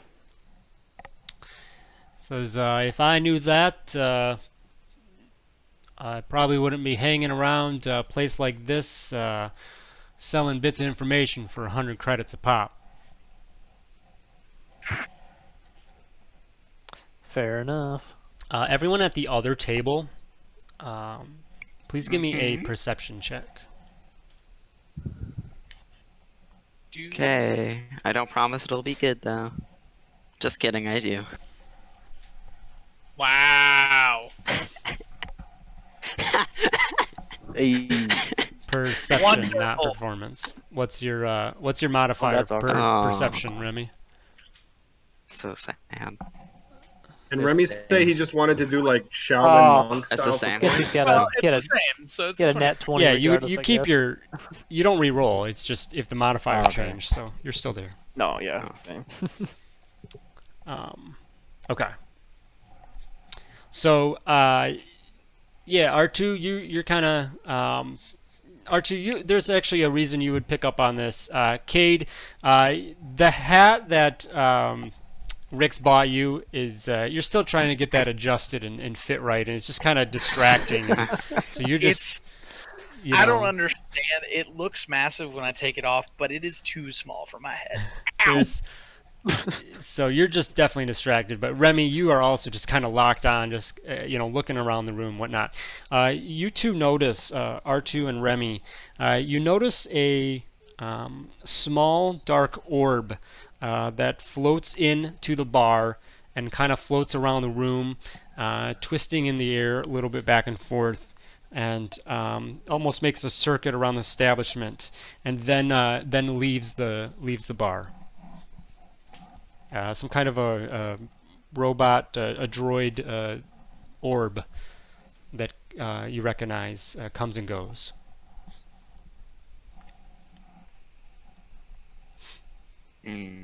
Okay. Terrible. Meldark, back with you, Rix. He just says, you're awfully interested in this Tempest and this dealer. What are you after? Certainly don't look to be the using type yourself. No, definitely I'm not a user, but there's plenty of users around, and I hear it's not a terrible business to get into. Says, well, that's certainly an opinion. I suppose if that's your aim of opportunity, good luck to you. But definitely exercise caution. The whoever they are, the crime lords that deal in this stuff, Tempest or not, whichever it is, they can be quite unforgiving.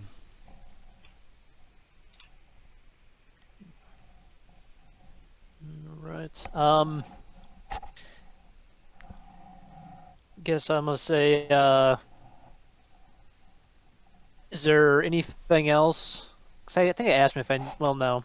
I said you don't have a name for the crime lord by chance. No, kind of like same thing before. He doesn't really have any info. Okay, that's what I so- thought. yep. Yeah. Yeah. Okay.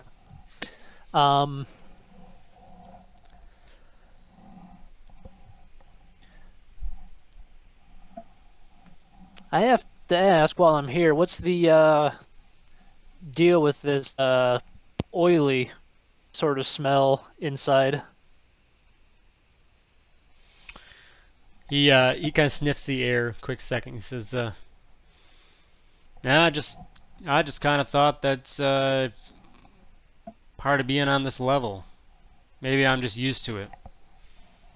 So couldn't tell you, to be honest." Hmm.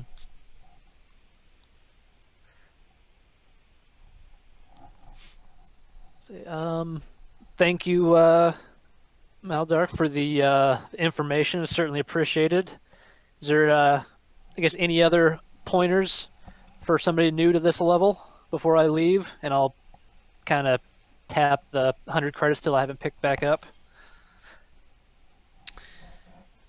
He just says um, he pushes them back to you again, and he just says he chuckles and he says, "Just steer clear of the buffet." I will certainly take that under advisement. I'll pick up the credits and give him a little nod.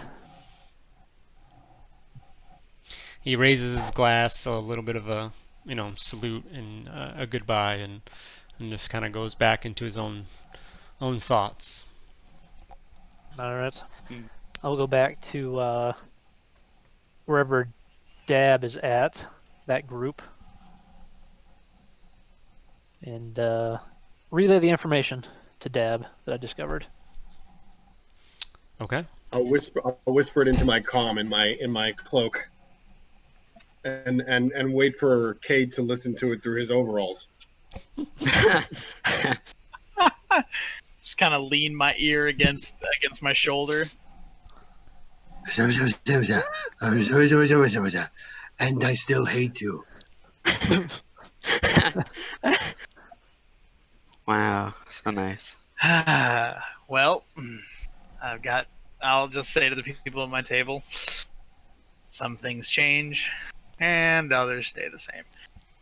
Nice. So I'll just casually say in my comm, like, all right, so are we getting out of here? What are we doing? I look at Rix and I ask Rix, you think we got anything else to do here, or should we just go? Seems like we've done all we can. The only piece of information I guess I would like to know would be maybe who that dealer was that died a few weeks ago. Here? Like ask around here? Yeah, like go up to the bartender maybe and ask him. All right, I'll let Cade know what you're doing. Okay. Yeah, so I'll go over to the bartender and order another drink. And while he's getting it, I'll just say, "Man, I heard about some poor sucker died here a couple weeks ago, huh? That's crazy." He looks at you and, I think these guys kind of like squawk outside of their little covering, right? Generally. I'm trying to see That's a good question. Yeah, I don't know how they talk. language. Yeah. Come on, Wikipedia. There it is. Made by whirring syllables. So he kind of like this nasally like language comes out that I assume you are not proficient No. in Kubazian. I am not. There's a little bit of a shrug to his shoulders as he says this, and then he kind of just like looks at you for waiting for a reply or a reaction. So what's kind of your reaction there? I just look at him and just smile and nod. He like gives a slight shake of his head and he reaches under the counter and he pulls out a small little device, and then he re-speaks what he said, and then it translates through and he says, you have to be more specific. It's not unlikely to have people just kind of kick the bucket here and there, these levels. I'll say I heard he was a spice dealer that might have got on the wrong side of some folks. He replies again in Kubazian, and it sounds similar to the first time, and then the translation comes through and he says, again, You're gonna have to be a little more specific. Trying to remember what details that guy gave me about him that died. Maybe I don't have any more details than that. So he did give, he kind of told you like how he died, things like that. Okay, yeah, I was going to say like you have a lot of people that just choke up and suffocate and die in your bar. So yeah, as you give a little bit more details, there's a little bit, kind of behind, whatever their mask or whatever it is, his face. You can see a little bit of recognition there, and then he speaks to the translator, and it comes out, and he just says, "Oh yes, yes. No, we don't see that very often." Do you know what the guy's name was? He just shakes his head no. Yeah. All right.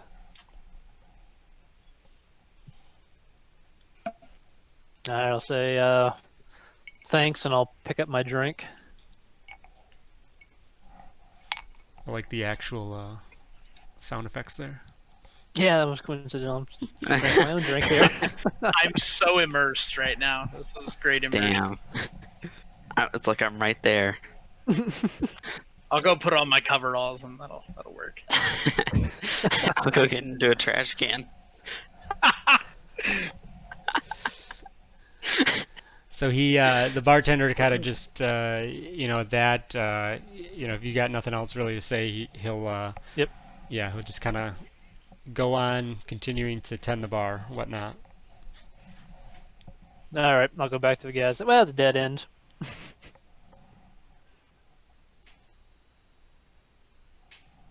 So I could go back to Muldark before we leave and ask him. Oh, by the way, one more thing. I'm an idiot and forgot to ask. Didn't we do that with the last information broker too? I think so. I was thinking good questions after I finished the conversation. Like, shit, I should have asked. Just like real life. It's true. You know what I am? I am. I don't care. I'm gonna walk back over to Muldark. Perfect. Say one. I'll take out my 100 credits again and say, hey, buddy, I forgot to ask a question about the dealer that kicked it a few weeks ago. Did he have any friends around here? And what was his name? He kind of leaves. He says, "A returning customer, my favorite." Again, he pushes your credits away, though. He says, "But that is fine. You've paid up for this extra information already." He says, "Yeah, it was just a male human, but that's basically all we have of this guy." Okay, you didn't have any friends or anything that you know of? Nope. These parts, yeah, that's not likely. Especially him being a dealer, he's going to keep to himself and, try and restrict the amount of contacts he's going to carry. All right. As I said, seems that the contacts he did have came back to bite him. Those are the worst kind. Say thanks again, and maybe I'll see you around. Again, he raises his glass and gives a little nod to you. Okay. Go back to the group and say, well, human dealer, dead end, literally and figuratively. Guess our next move might be to investigate the next place on our list.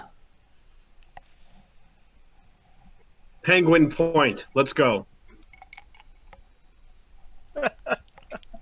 Something for you Indiana boys. Yeah. I was like, how do you know about Penguin Point? I googled it just for you. Aw. Commitment. What did you Google to find that? Indiana restaurant chains. Okay, I was like, I'm not sure where that would Nice. pop I up. don't know Books what that and is. Brews, Bub's Burgers. I want to try all these places. Jack's Donuts. You don't ever stop in Indiana. True. Yeah, you really should just keep driving, honestly. The 2 seconds you A go drive-through through it on the state. way to Illinois, you just flip the bird and keep going. Over 5 So, miles an hour over. All right, so are you guys, so Rix, Dab, and R2, you guys are getting up and heading out? Yeah, and I guess get on the comm there and say we're heading out. Follow us out in a few minutes to the other group. So we'll stick with our "we're not together" strategy. Yeah. Okay. I'll tell Kate do the comm. Let's go. All right. The other half, Remy and Cade. Well, Cade, you didn't notice it, but and actually, sorry, HK's with Dab and Rix. Yes. R2 and Remy. Any mention of your sighting? Yeah, definitely. I don't know if R2 can communicate it, but whatever. Nudge Remy and be like, "Hey." I speak binary. Yeah. Oh yeah. I I'm think we saying all like do. I don't think I have a I mean, Kate has the comm link. yeah. I'll whisper over into Kate's comm link. Cade's with you though. Yeah, I'm here. Yeah. You can just tell me. I'd like to whisper over anyways. All right. I'll just hold the comm link. Like it's not subtle anymore. But I'm just holding the comm link up to R2. And let them know about what we saw. So yeah, it would've been great for you to R2 say in a that soft. when you saw it. What's that? It would have been great to know about that when you saw it, because that's probably going to be a problem for us in the future. Probably, but I figured you wanted a little suspense. Had to let that one sit on the back burner for a little while. What about my personality has ever indicated that I would like a little more suspense in my life? You have that look in your eye, Cade. I'm pretty sure that's just the hat. I think so. So Now that you mention it. this kind of split scene here. So basically, Dab, Rix, and HK step outside of the bar as R2 is telling Cade about their sighting of this droid orb that seemed to kind of come in and make a lap around the bar. And so Cade's sitting there like, yeah, that was pretty important. Right as the scene transitions to Dab, Rix, and HK, as you come outside the bar, and you three hear the sound of heavy metal scraping, not heavy metal, but heavy metal scraping against the road surface as Iron Maiden just kind of rolls out. Scraping against the surface of the road here, and anyone that was around starts kind of clearing the streets, just dodging into any nook and cranny, doorway that they can find. Before you, you see what you assume to be a hut. It's in the form of a hut, at least. Slithering forward, clad head to tail in dense, massive metal armor, and clutching a force baton in one of his gauntlets. The eyes of the figure before you regard you with amusement. That you can just see behind. Even his eyes have have some shielding to them. And then the hut speaks up through a vocabulator mounted on his chest. So you get this deeper, hut's voice, but also with that robotic adjustment through the vocabulator. And he says, "Flee, puny ones, before the might of Perella, the hunter. The hunt is on." And as he says this, three black droid orbs come out from around him and then just kind of swoop towards you guys above you, seeming to just kind of hover near your presence there. Well, and you heard the line. Yeah, we will take our break there. And then oh my god. What the? All right, so you guys We're leaving. Goodbye. down. Anyway. You guys will come out like down here where I'm peeing. Kind of there's that open sign there. That's there. So he's on the other side of this walkway. Everyone that he crowd around HK. he comes out and he calls out to you, and then the droids begin swarming around a little bit. HK, Remy, or R2, Remy, and Cade are still inside. Yeah, so you guys are still inside. So, yep. So that happens. Those little suckers. And yeah, so we'll let's take our break now, a couple minutes, and then we'll come back and see how this plays out. So, see you guys. All right. See you guys all in a few. All right. Lazy and illiterate. So get back into it. So does it help if I say that I have a degree in English? Like I have a bad in English. Demonetized on Twitch. Yeah. all right. So Rix, HK, and Dab, you guys step outside of the Dark Melody after talking to the originally named Mel Dark, and you see before you this hut-shaped, massive armored figure that comes out, and he calls out to you, saying, calling out to you to flee and run, as he is ready to enjoy a little bit of a hunt. Who sat with Perella? Does someone remember this? I think Cade, was it you? I think you sat with the hut, one of the huts, right? I certainly did. I don't know if it was this one. I think it was Was he in Perella. the bottom left or right? Nope, upper left. If it's upper left, then yeah, that's where I Yeah, sat. that was okay. So I all think right. he pulled like a gun out from underneath the table and laughed about no weapons or something. And I think so. Yep. Okay. Yep, So that's right. so yeah, yeah. I mean, I guess it kind of doesn't matter yet at this point because you're not out there. You don't know this is going on yet. So let's get some initiative going here. Help us out with the structure. but just to be clear, he's yelling at us to flee and get out of the way. He's kind of goading you into running because he wants to hunt you down. Oh, I thought I meant like, I thought he was just like, move out of the way. I've got business inside that canteen, and I'm like, hey, buddy, Okay, yeah, don't go let for me it. stop you. Bold words for a guy that can move 15 feet around. Anyway, that's probably not true. Probably Can I asking to get my ass kicked. Can I get a extra 5 because I'm next to HK for once? yeah. There you go. Do you want those of us that are still inside to also roll?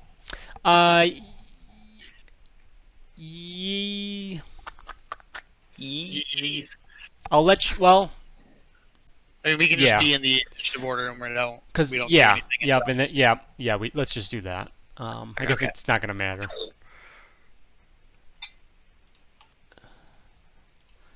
Because there'll be just a 1 round. I'll give you guys only a 1 round penalty there.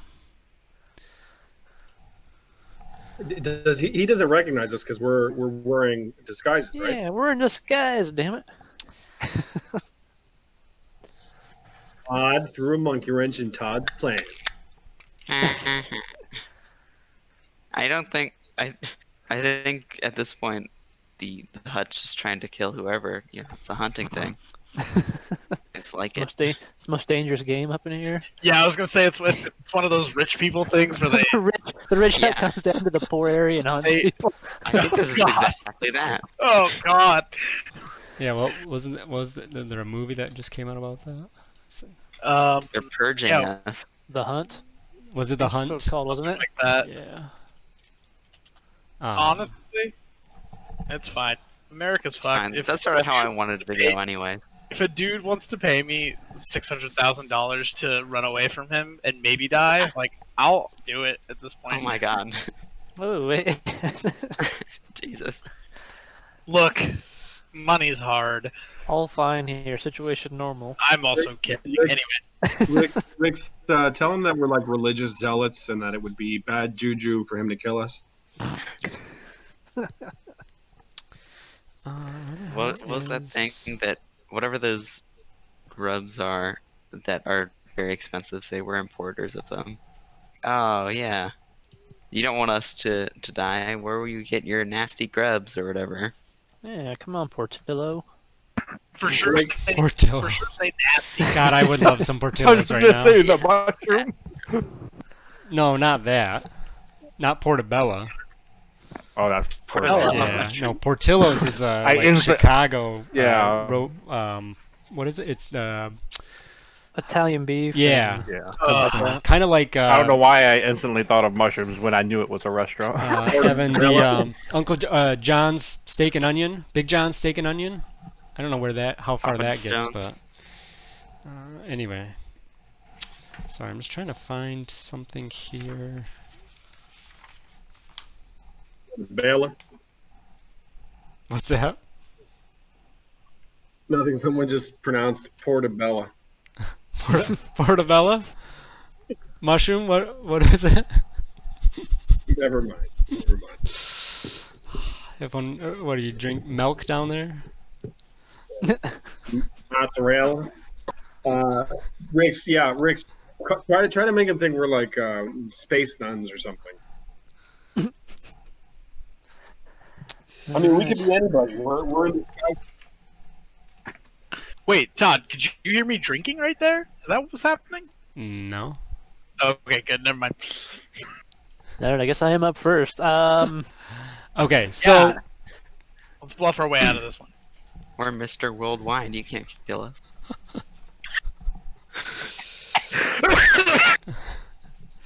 it's going down. Yelling Tell timber. him, But, tell him we have COVID-19. Yeah, I guess I'm just gonna. Yeah, that was funny enough that it gave me COVID. Okay, so let me do this. How did you draw this? No, it's actually out there somewhere. So, Oh, but it's I think it's art specifically from this module though. So it was a good find. nice. But nice. it's obnoxious looking for sure. Well, I mean, it's a good effort. Okay, so yeah, give me. All right, so yeah, he has kind of out of character to kind of dance around this. He's gotten some good tips along the way of where you guys were heading, and coming out and seeing you guys. You've got Toydarian, you've got the HK droid, and then Rick's there. That you fit enough of the initial description at least, and so he's definitely taking a strong, educated guess that you are who he's after. But yeah, so he's called out and to you guys to basically flee because he wants to have a little fun here. So yes, with that being said, top of the order, Rick's, there. With that being said, kind of out of character, there is potential to still kind of, bluff your way out of this, I guess. Okay, and I guess being a bounty hunter, am I aware? Have I heard of this dude before? Or is he just like So Rick Perella. You likes definitely know the name Perella. Perella was at the dinner party. Well, I guess and- do I know that he's like a bounty hunter, or is he just going like rogue Okay, here and wanting to murder folks? give me a lore check. Okay. So, yeah, that's not really going to get you enough to, there's definitely kind of, if you focus on your bounty hunter knowledge, that doesn't, nothing, rings a bell there. So yeah, you just know that he was at the dinner party, and to the extent that you might remember that Cade sat with him during dinner. But beyond that, there's not much else because you didn't personally really meet with him or anything. Okay, I just didn't know if he was like, oh yes, the famous bounty hunter Nar Shaddaa Ortella. Okay. I guess I'm going to sort of put my hands up in the air, like, You just don't care? and look around. Hmm? Like, you're not looking. Yay. Why would you be coming after us? Did my ex put you up to this?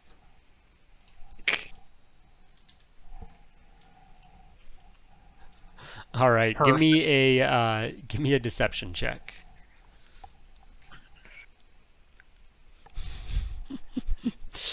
Alrighty. I'll add my defiant. Hold on. Oh, don't. Okay. The poor man's lucky. Alright, so the droids, they just kind of come. They're just going to kind of come and hover near you guys right now. So they're just kind of getting up in your face, and beeping and things like that. They seem to kind of initially kind of pick one each of you to kind of follow. And if you guys move any little bit, they seem to kind of follow along where you guys are at. So let's see, Dab. Yeah, Dab, up to you. I guess I'll try. I'm sorry. What did Rick say to him? Rick said that he was just like, why are you doing this? And he tried to bluff and ask if his ex put him up to this or something like that. Okay. I'm gonna say to him, and I'm gonna try and change my Toydarian voice so it's not Toydarian, but say, we are from the Order of the Twin Suns, religious cult. We are only travelers. We mean you no harm. We have no weapons. Please let us pass, sir. Give me a deception check as well. You know what's about to happen, right? Jesus. A nat 1 I'll and then take a nat 20? Alright, yeah. Okay. Good enough. All right, so it's time for Perella's turn, and he slithers closer to you. This time, though, so before he was slithering up, and you heard that heavy metal scraping across the street, but there is a quick moment where you see that he lifts up a little bit off the ground and then hovers towards you guys quite smoothly as tiny repulsors lift him up. This armor that he's wearing swiftly moves him closer to you all. And he turns and he says, I put much trust in the information I get and the people that and my eyes and ears out here on Nar Shaddaa, and they've led me here to level 35 to find you, the assassins of the mighty Popara the Hutts, and there's quite a bounty on those assassins' head, and as the one who enjoys the hunt, I figured, why not? It certainly won't hurt me any to help out Zonos and turn them in. I know there was 3 others of you, but it certainly could be as easy as them being somewhere else. But I am no fool that there aren't not more than one of each of your kind. If you can further prove that you are not the people I pursue, then perhaps I will let you go on your way. And yeah, so then we turn to Rix, and then the rest of you guys would be coming out at this when it gets to your turn.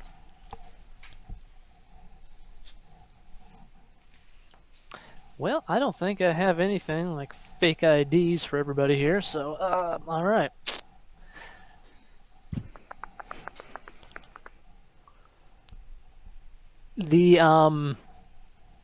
the little droids are just kind of hovering sort of nearby us? Yep. Okay. They're similar. They're not really like, as they're pictured, but they're small little like orb style tracking droids. Okay. I would say that a little bit with your background and kind of just with Perella and him, and his spiel and you can definitely gather his affinity for the hunt. That his game plan here is that you guys run away, tracker droids follow you, and then he that's his hunt. So that's what you can kind of gather out of these droids. Okay.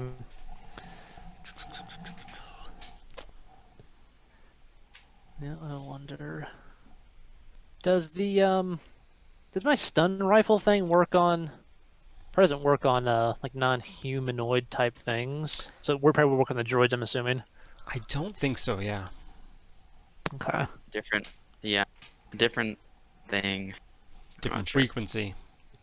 Yeah, you need like an ion sort of thing for Yeah. droids typically. Yeah.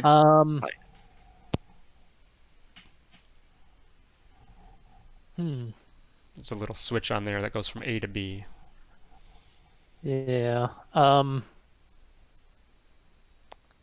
going to pull my blasters out and actually want to target the floaty droid next to me, or the closest one to me. It's probably technically not next to me, but Okay. What?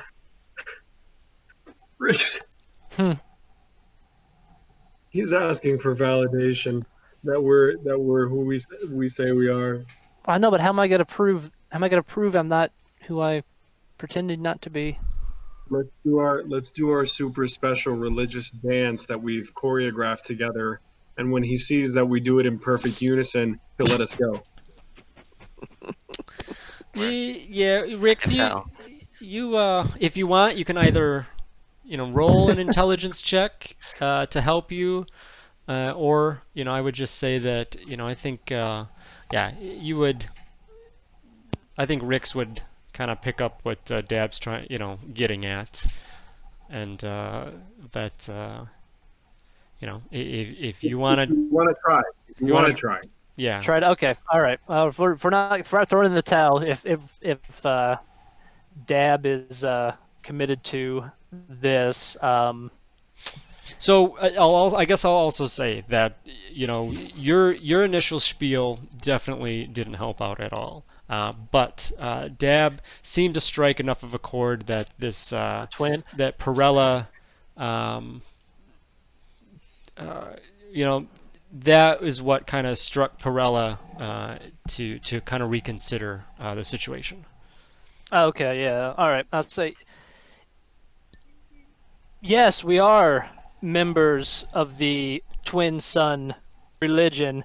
We are here to prophesize to these lost souls on the lower levels of Nar Shaddaa to turn them away from their wickedness of spice and decadence. Oh man, Rix, have an inspiration. You've had some good moments tonight, so you definitely earned it. Just gotta wind them up and set them free, guys, and it's gold. All right, give me another deception check, but this one at advantage. And then everyone, okay, so coming over to Cade. Cade, you would be outside, and you'd kind of be just on the edge of observing all this. So you see this massive armored creature, hut-shaped creature before you, and you're hearing Rix kind of, at least a good portion of his rant as you step outside to what's going on. You do see these drones in the air that R2 had told you about earlier. That you already were kind of saying, oh, this is probably a problem. So take us home, altar boy. Well, No, he doesn't know that I'm with you. Okay, can I walk this way? Yeah. Yep. I mean, it looks kind of like there's a wall there on the map. Is there anywhere to go, or do I have to go past him? You can, I'll say that you can go basically south. Yeah, if you want Okay. a little bit. I'm just gonna like pull the hat down a little bit farther, and I'm just gonna walk. I'm getting out of here. Okay. Give me a perception check on your way out. Okay. There we go. All right. So something does hit you a little bit about the hut figure. Just the slightest bit of recognition. And it kind of goes back to that dinner party.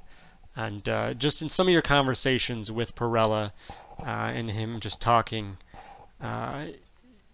just for some reason, something is trying to click in your brain about that. But again, you're not, you don't necessarily know who this is yet. So, but yeah, so that really we jump over to Remy. You would have been just stepped out, Kay's just kind of walking away. You kind of see what's going on as well.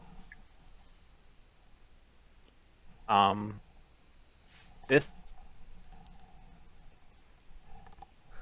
walkway, What's that? this walkway that's underneath there. Yes. So it's about, a good 10 plus There's feet stairs down. right there. Yeah. 10 feet? Oh. Yeah, I'm gonna use my Leonin agility and just kind of sprint off the edge and jump down. Okay. That's not suspicious at all. He doesn't see me. I'm in a coat. I got a coat with a hood on. He got has a no coat. idea who I am. That's fair. Give me a acrobatics check, please. Oh. Easy All right. game. Yep. So you smoothly jump down and a little bit of roll at the end. Roll up as you come Oh, out. also, just in case. Yep. No, you're fine. Acrobatics. Acrobatics did it. So. All right, and then R2, you've come out as well with the others, and you've seen Remy. Wouldn't be You R2. just take off, run away, and Rick's. Rick's hasn't ran away, but he's walked away. Yeah, I'm gonna. I can't do what Remy's just done, so I'm gonna follow after Cade here, just like not even acknowledging everyone else. All right. So, Dab. So I say, would you like me to perform the ritual dance of the Twin Moon Order and give my blessing to you on your heart? Sorry. All right. So, Perella, you see him kind of look past you guys as these other figures come out of the bar, and especially towards Remy, he's just very confused. But you kind of hear him a little bit. It's kind of under his breath, but it still projects through the vocabulary. He says, "Oh, we have a speedy one. I would enjoy chasing after that." But then he kind of like comes back into the moment, and he says, "The twin moons? I thought you said it was the twin suns." No, I did say the twin sons, my friend.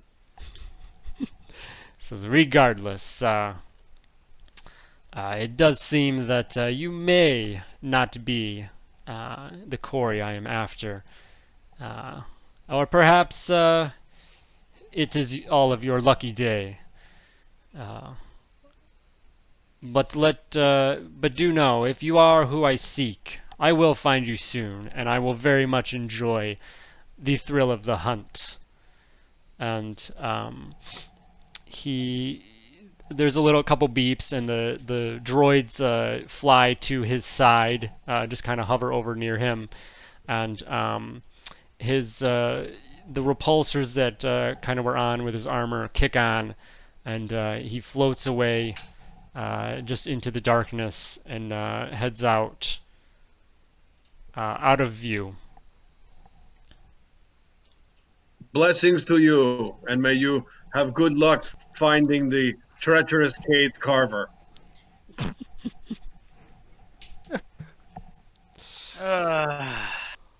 Guys, we did it. We fought our way out of a fight. Yep. Bravo, everyone involved. I was not Yay. gonna stick around. Yeah, no kidding. All Hey, I right, saw the so, stairs. It looked like 5 feet, so I was like, I can make this jump easy. So Remy, you jump down. So I guess Remy, Cade, and R2. Kind of, what are you guys doing now? I know you guys are kind of just walking away. Or I guess the other three. Are you calling out? Is there another ped? Is there another ped bridge like this, like a few feet down? Sure. We'll say there is.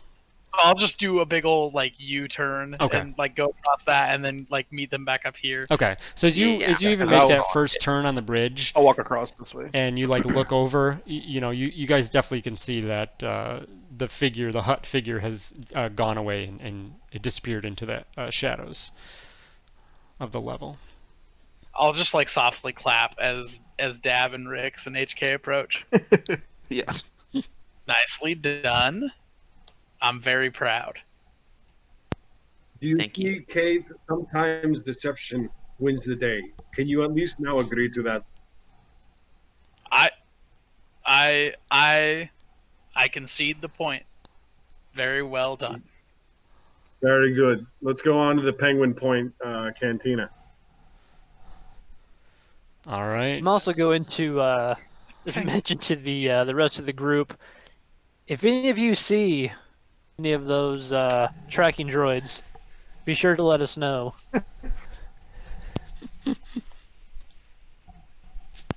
Yeah. Yeah, R2 and Remy, let us know beforehand. All right. Poke a So little bit thunder over his head. are you guys keeping your same groups to head down deeper to the headache bar? We're gonna switch it up for variety. Me and Cade will go this time with R2. Okay.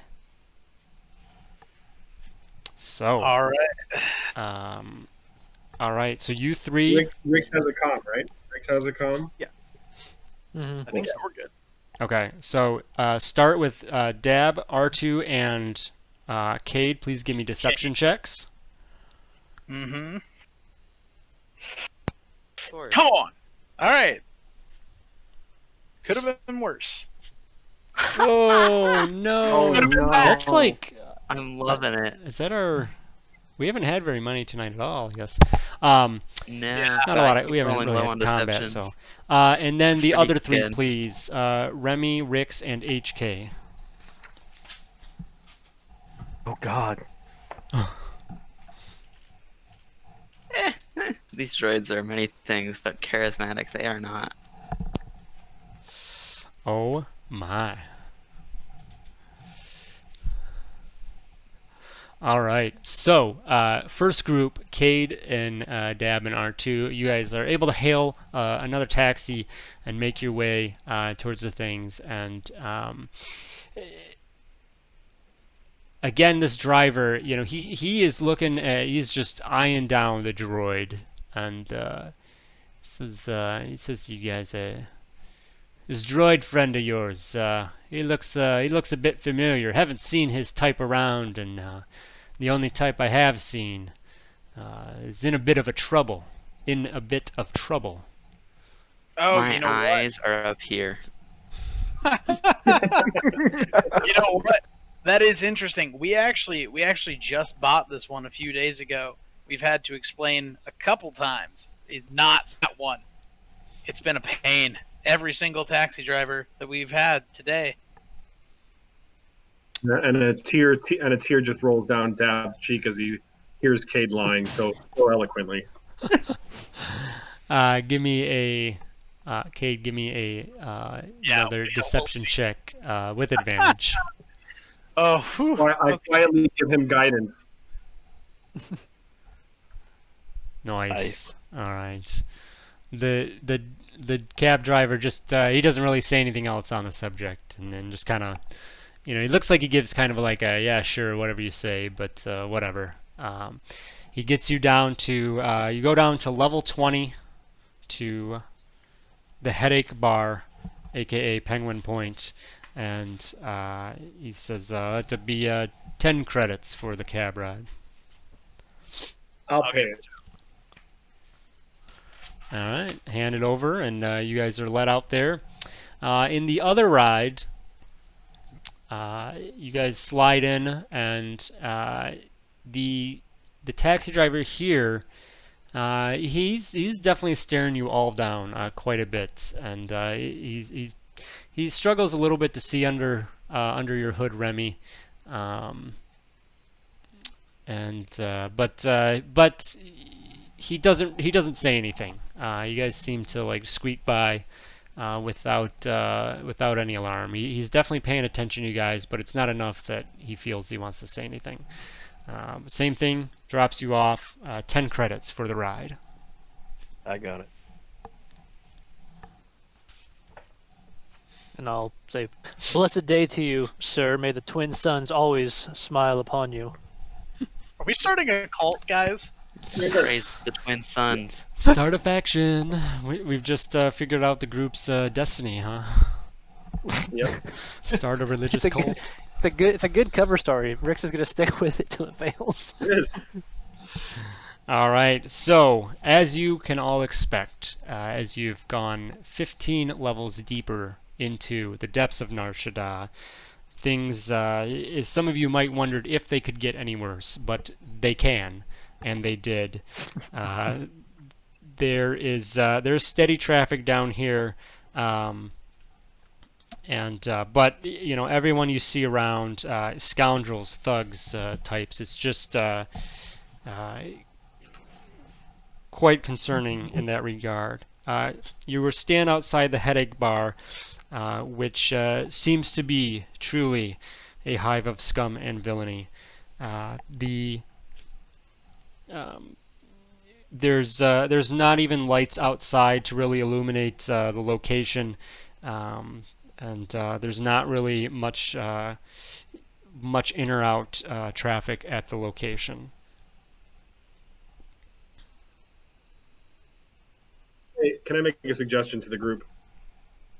It seems that R2 is the one that keeps getting eyed by people because of the type of droid he is. Maybe this time somebody waits outside with him and lets the rest of us go in. Are there any empty boxes or crates nearby? Is there a cash can we can turn? Is there a chance can they- I want a Metal Gear Solid R2 and put him in a box. Give me a perception check. Yes. Yeah, there's definitely stuff around here. So as the Tim Gunn of your group, Rix, please come out here and okay, designers, tell us how R2 now looks. Are we getting Project Runway right now? Right? I was waiting to see if anyone would recognize. I wondered if I reached, but you're married, so I figured. No, neither of us have watched it. I'm just very familiar with with pop culture, apparently. All right, Rix. Yeah, what do you find? Rix finds a Good word, Bill. a trash bag. It looks like it's full of discarded pieces of metal of various shapes and sizes, maybe some broken gears, some metal shavings and things. Yeah, so just kind of a hodgepodge of metal pieces, and we will take those pieces and sort of slap them onto R2, sort of changing the overall shape of him, so no longer looks like a shiny orange astromech. Okay. But instead, it looks like maybe something that rolled out of a Jawa junk pile. All right, nice. First time. Can we put the What is symbol what of is the two special? suns What on is him? special about R2 that makes him look so much different than other droids? So He's he is, and I think he's probably mentioned this, but he's one like brand new. He's a brand new model, if you will, Yeah. of astromech. You see the new Okay. concept Ben's driving down the highway. Like, yeah, exactly. The O3 is meant to signify that he's like the third prototype. It's like, Gotcha. yeah. So he's new. literally he's like actually an R2 unit, like Yeah, what R2 is, but Yeah. 200. And like exactly. you know, kind of out of character here, like a little bit loosely, like there wasn't a specific start date of like when R2 units came to light. But you know, it was like I think we can kind of make this work for story-wise. That sure, we'll say that you're like fresh off the line, like even borderline like prototype style almost. And Okay. so anyway, yeah, like you know, for people, anyone that would know droids, they'd be like, I've never seen one like that before. So they're all used to the other, because the R1s were super tall. They're taller than they're like, I think like 15 feet or something. Like they're insanely big. It was really weird. It was Wacky basically huge. They're- yeah. And then the well no R1s wasn't there. What's the other one? Anyway, so There's like P1 too. yeah, the couple other That's- like yeah, there's large, the- goofy looking ones. So, but The anyway, new technology we have on us.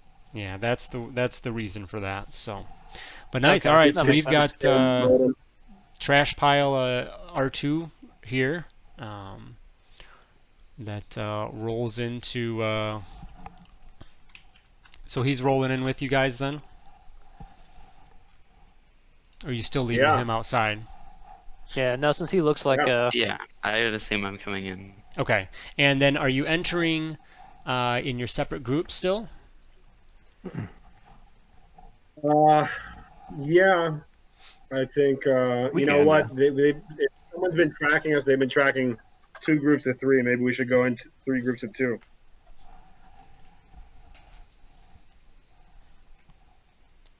sure. All right, ants go marching 2 by 2. Really? Okay, Yeah. so who's first 2 to head in?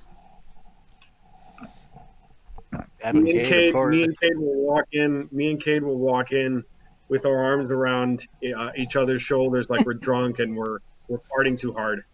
And all the time I'm whispering, I still don't like you. Yep. Feelings mutual, buddy. Feelings mutual. We're gonna do that. All right, so you 2 head in I don't know how that works. into with the you. headache bar. Yeah. He's waddling. Yeah, it's super awkward because you're actually like, well, I guess he could be fluttering next to you. Yeah, he'd be Next to flying. you, yeah. Yeah. So as you guys stumble into the bar, again, this definitely resembles what you've seen on the outside, if not worse. The light fails to reach the corners of this dive, and you get the impression, or you wouldn't be surprised that some of the slumped over patrons here, you wouldn't be surprised to find out that they actually might be dead. There's shouts and loud snores filling the room, and you see at the bar a rusty droid wiping the Durasteel counter with a dirty rag. Just kind of looks up in acknowledgement when you head into the bar. Here's the cheapest brandy you have. My friend here is a famous murderer across the galaxy. Yep. Yep. I've murdered people. It's a joke. Just go with it, man. Give me a drink. Yeah, the droid turns and grabs a couple glasses of a. It does have you know, kind of that amber color that it should, but there's a cloudiness to it that does not look appetizing. But he slides it over and he says, 2 credits each, please. I'll drop down 3 because drunk people can't count. Good deception. So yeah, so we're gonna pretend to drink and we're gonna scope out the scene as our friends walk in. Okay. So next two, who's coming in? Well, I R2 was is thinking, waiting outside right now for another. I was I thinking assume probably he's- HK and Rix, and then Remy and R2, just because I feel like Rix and HK would look better together. Okay. Yeah, that sounds good. All right. So Rix and HK, you head in, and same thing. You just kind of see this dive, shadowy dive. Look around and see a lot of people just kind of slumped over on their tables, chairs, things like that.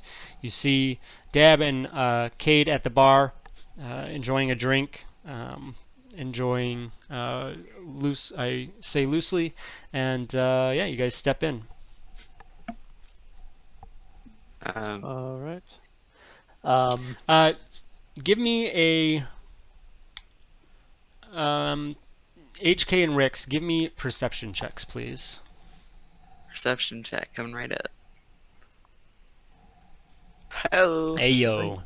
All right. So, Rix, you pick up a little bit, but HK, and whether it's because you are also a droid, but there's a, as much as a droid can convey this, but the bartending droid does give a look of recognition towards you, towards HK specifically. And Rix, you kind of pick up on that a little bit, like, what is this droid giving my droid an up down?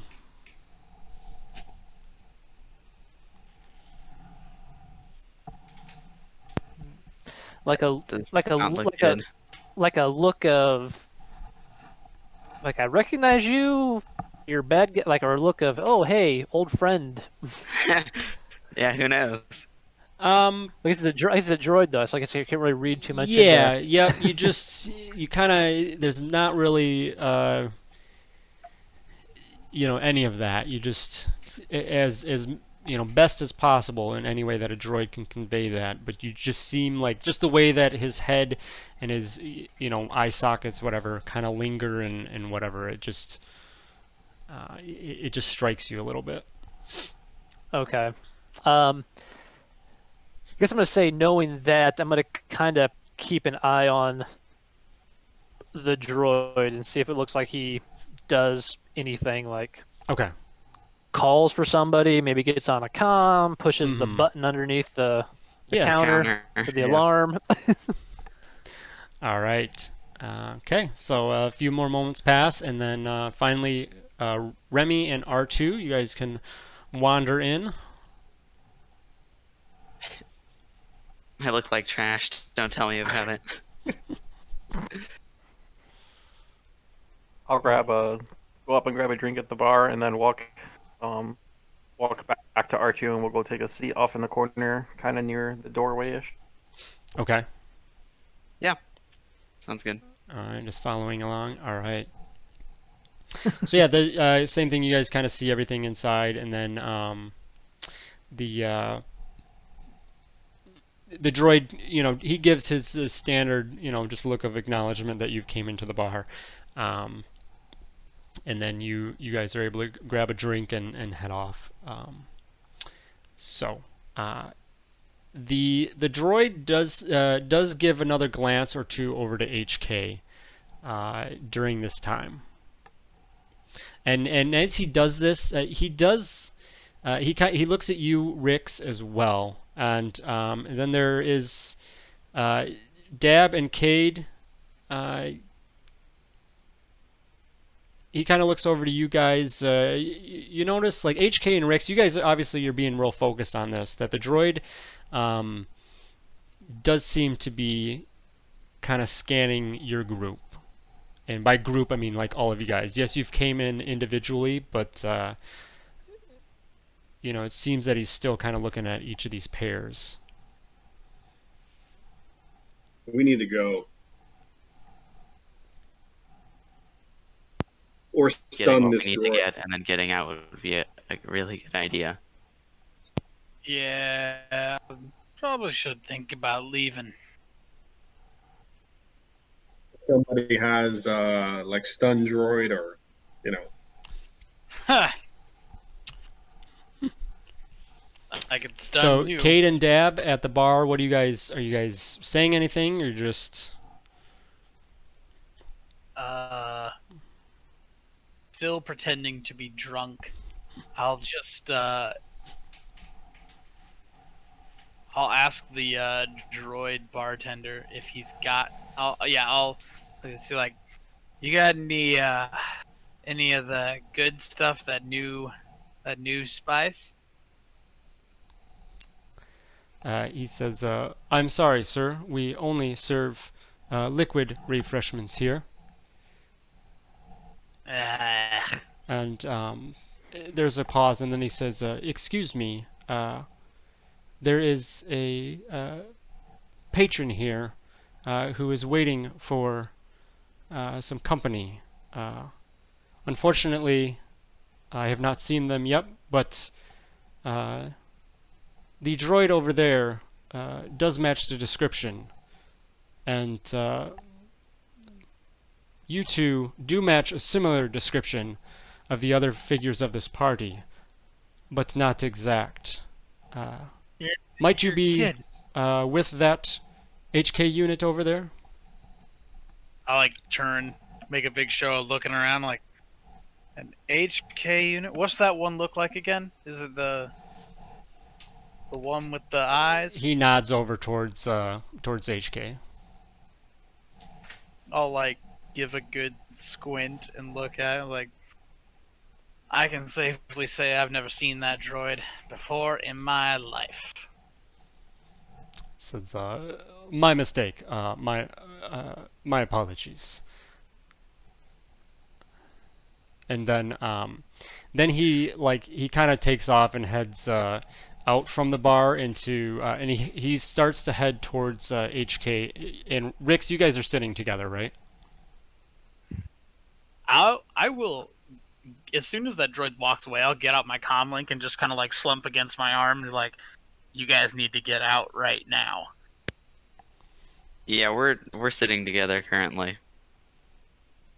Rix, you're with HK, right? Oh, yes, I was also on mute. Yes, I was sitting. I was gonna sit at a table or something so I could keep my eyes towards the Yeah. bar and the front door. Okay, so the droid kind of walks out from the bar and he's walking towards HK and Rix. Jesus. Does he? I mean, assume that he's not carrying a weapon or anything. He's just Nope. maybe come take our order. Okay. Yeah, yep. He is nothing on him. He's just he's hobbling over. His motor skills definitely match his physical condition. As Okay. R2 says, play it cold.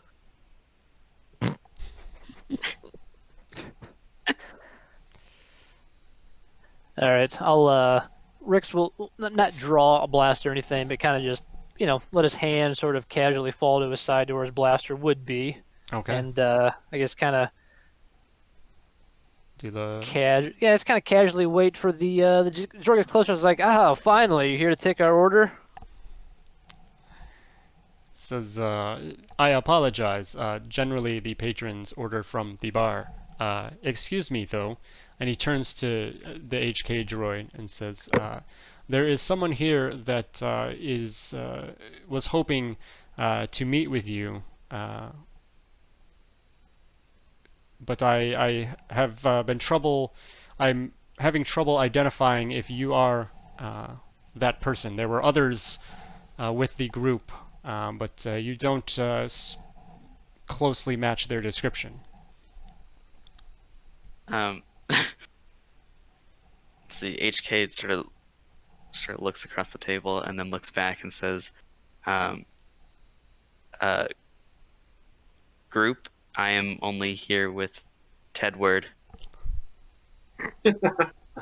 I was waiting for the undercover names. Nailed it. Great. Yep. And your undercover name is KH. KH 42. What What do you mean somebody was wanting to meet with my droid? The droid bartender says, yes, they have asked for discretion of themselves, but they said that likely a group of 6 individuals should eventually be making their way here with descriptions similar to you and some others here, but I see that you've come in separately and you do not specifically match the description, so perhaps I am mistaken.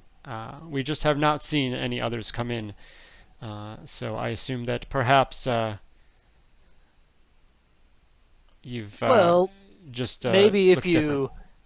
tell me who this person is, with discretion, of course, it might be an old friend of mine that I would recognize.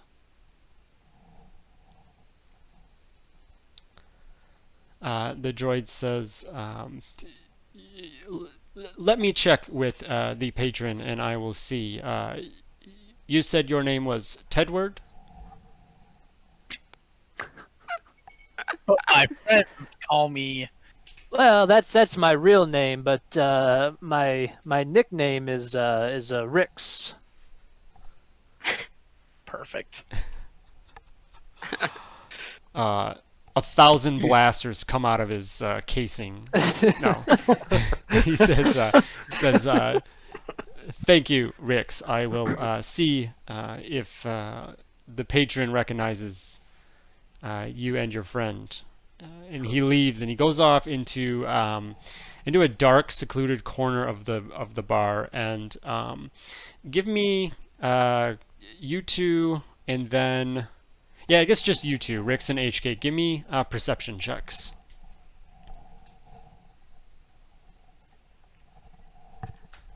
All right. So you guys making a good team. Consistency. Yeah.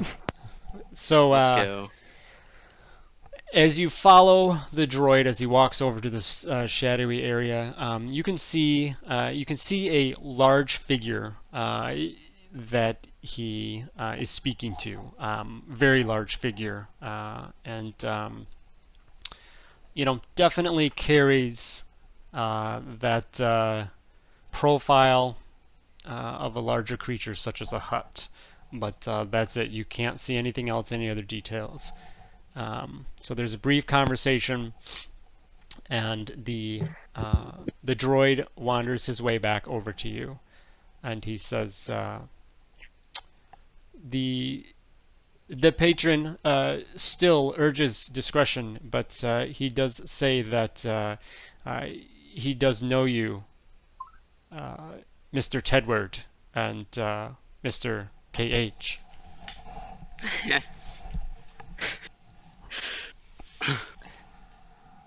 And this patron, what is their name?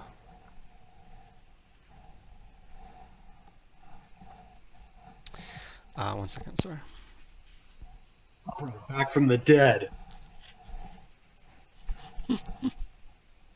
Unexploded himself. Wow. The droid says, unfortunately, he has said that he did not want to share that information, but he did want me to let you know that he would like to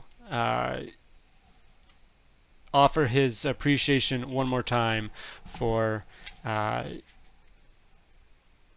you and your friends' help back on Endragod.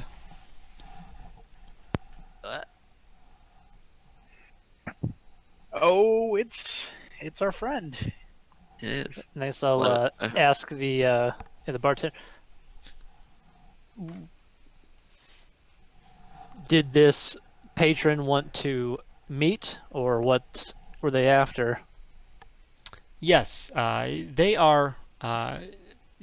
They have been hanging out for a little bit, but anticipated your arrival here, and told me to send anyone that matched the specific description over his way.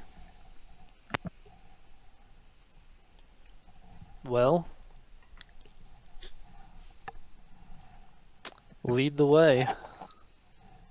And I'll sort of stand up, I guess, from the table. As will HK. Okay. So the droid, he kind of just points. You knew, it's not like a real long distance, but he kind of points. He says, "You can make your way back to the private area to meet your friend." Okay. I'll do that. As I'm kind of walking to the door, I have a suspicion, I think, who it is, but not 100%. Could be a setup. I'll sort of look casually over at the rest of the group and sort of give like a little gesture with my hand, like, "Hey, be cool. Hang on a second. We're checking something." It's kind of a little hand wave sort of deal. All right. So you head over there and you get into this. It's kind of like shadowy booth area, but you get closer and closer, and you definitely can tell that this is a hut here. And you step up in. It's a little bit of a raised area, and you step up, and the figure shifts and turns, and turns in a way for you to be able to see who it is. And the hut turns in and just kind of, in a little bit of a hushed voice still, but you can definitely hear the exclamation. He says, "I knew you would come eventually." And before you is Mika the Hut. Yeah. Well, Greetings, Mika. I don't often say this about a hut, but I'm sure glad to see you. Says, and I you, but it looks like you're a little short in counterparts. Is the rest in the what are you wearing? Well, I just have normal clothes, Mika. Come on, don't give me a hard time. Wait till you see the rest of the group. I'll get on the comm link and radio back to the rest of the group. We're in the back room with Mika. Come on in. File service. And I'll just explain to Mika. Well, as you can imagine, things have been a little interesting since that business with your father back at the banquet. So we've been traveling a little incognito as best as we can to not look like a group of 6 wandering the streets of Nar Shaddaa. Says, yes, I can understand that. It is very unfortunate what happened to my father. I also I have struggled with finding time to grieve that loss, as I have spent most of my energy on also laying low, as I worry that I may be the next target. Yes. Very sorry for your loss, Sir Mika. Your father was a kind employer. Good save. So about this time, the rest of you guys. Sorry, Rix, you did call them over, right? Yeah, Okay, yep. So the rest of you guys, are you guys heading over? Or are you doing anything else? Yeah, Cable just set down his drink, immediately straighten up, look at the bartender, and say, "Thanks," and walk towards the booth. Terrible. All right. So as you guys approach, and Mika, he's given some interesting reactions to each of you as you show up in Cade in your coveralls, and Dab in his veil and whatnot, and then the orange. Well, not orange now, but just trash heap of a droid here, and then Remy, cloaked Remy comes over. Hard to even see Remy's faces at all under the cloak anyway. But he says, the rest of you, it's again, it is so nice to see you. I hope you've fared well down in the depths here of Nar Shaddaa.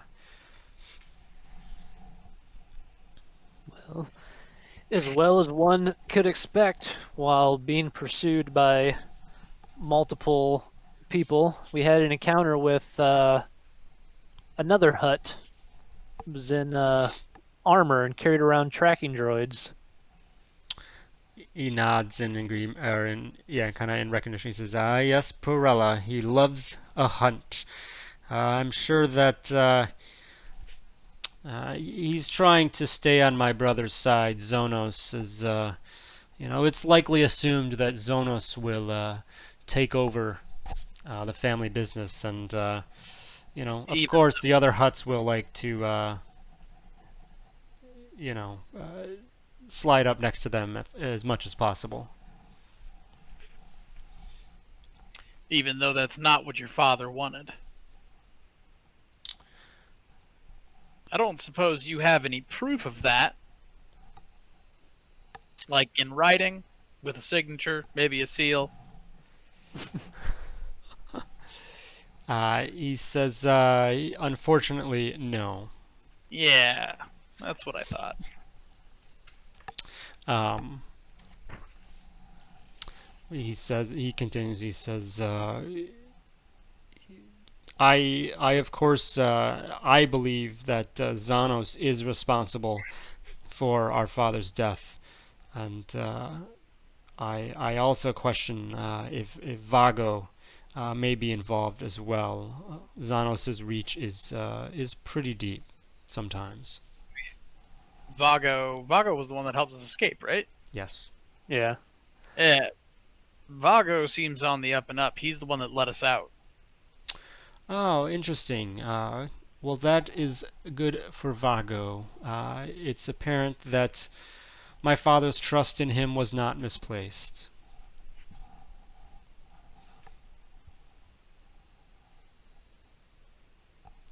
Um, Actually, here's the piece that I was looking for, but Mika hadn't mentioned that he was going to be successor, right? No, as far as I knew, I didn't even think Mika Okay. knew. Yeah, and that's sorry, and just kind of Cade, the way that you I kind of just said sprung that. that on him, didn't I? Yeah. No, and that's fine. I wasn't sure either, and then I just found it. So anyway, so Mika, I don't know. I guess it doesn't really change much. Mika would just, be a little surprised to that, and that Popara had planned that.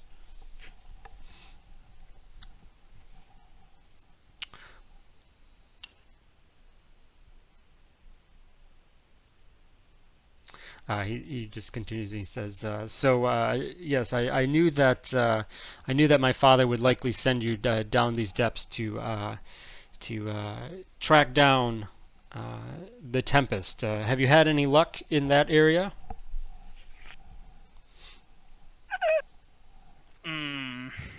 Well, we found a Trandoshan back on level 42 who apparently has sold spice to some Wookiees in the employ of a hut, which sounds a lot like your brother.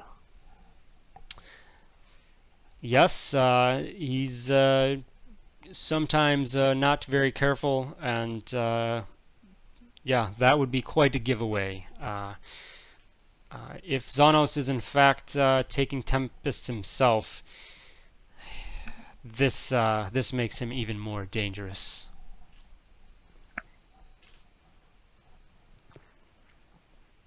And also on whatever level we were on previously, sounds like the Trandoshan was getting it from a middleman who's now dead, but the whole operation seems to be run by some nameless crime lord, and that's all we know on that. Says, yeah, generally, there are, even some huts get involved in these things, and they do they sometimes do enjoy their discretion and let it work its ways through the cracks of society. But speaking to that, I might have some news that is helpful.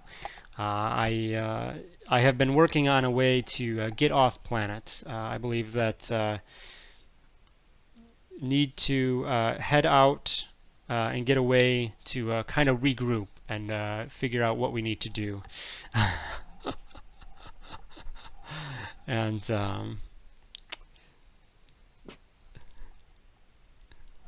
you gotta throw it in the game chat now, or in the Roll20 chat now, because All right. I can't concentrate. We gotta All show right. the world. God damn it.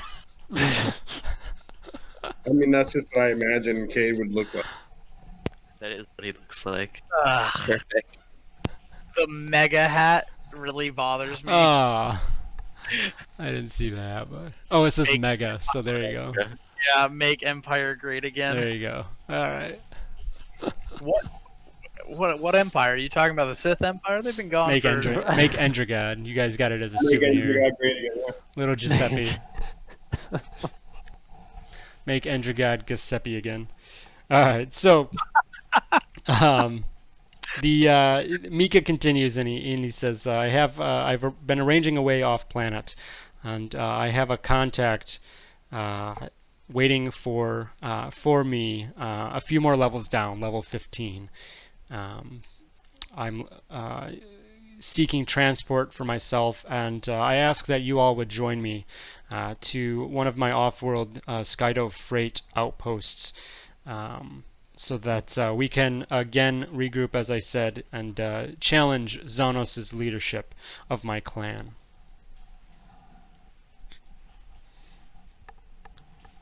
Sounds Wise like to a me.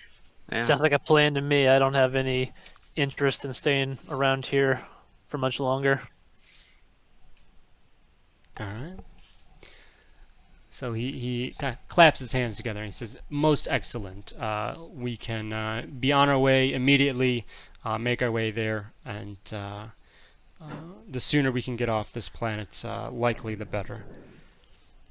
So he begins to, move out of his area there and head off. And there's kind of like a side entrance that to this bar that Mika prefers to take. Again, still kind of keeping to the shadows and as discreet as possible. So he heads out. You guys following behind?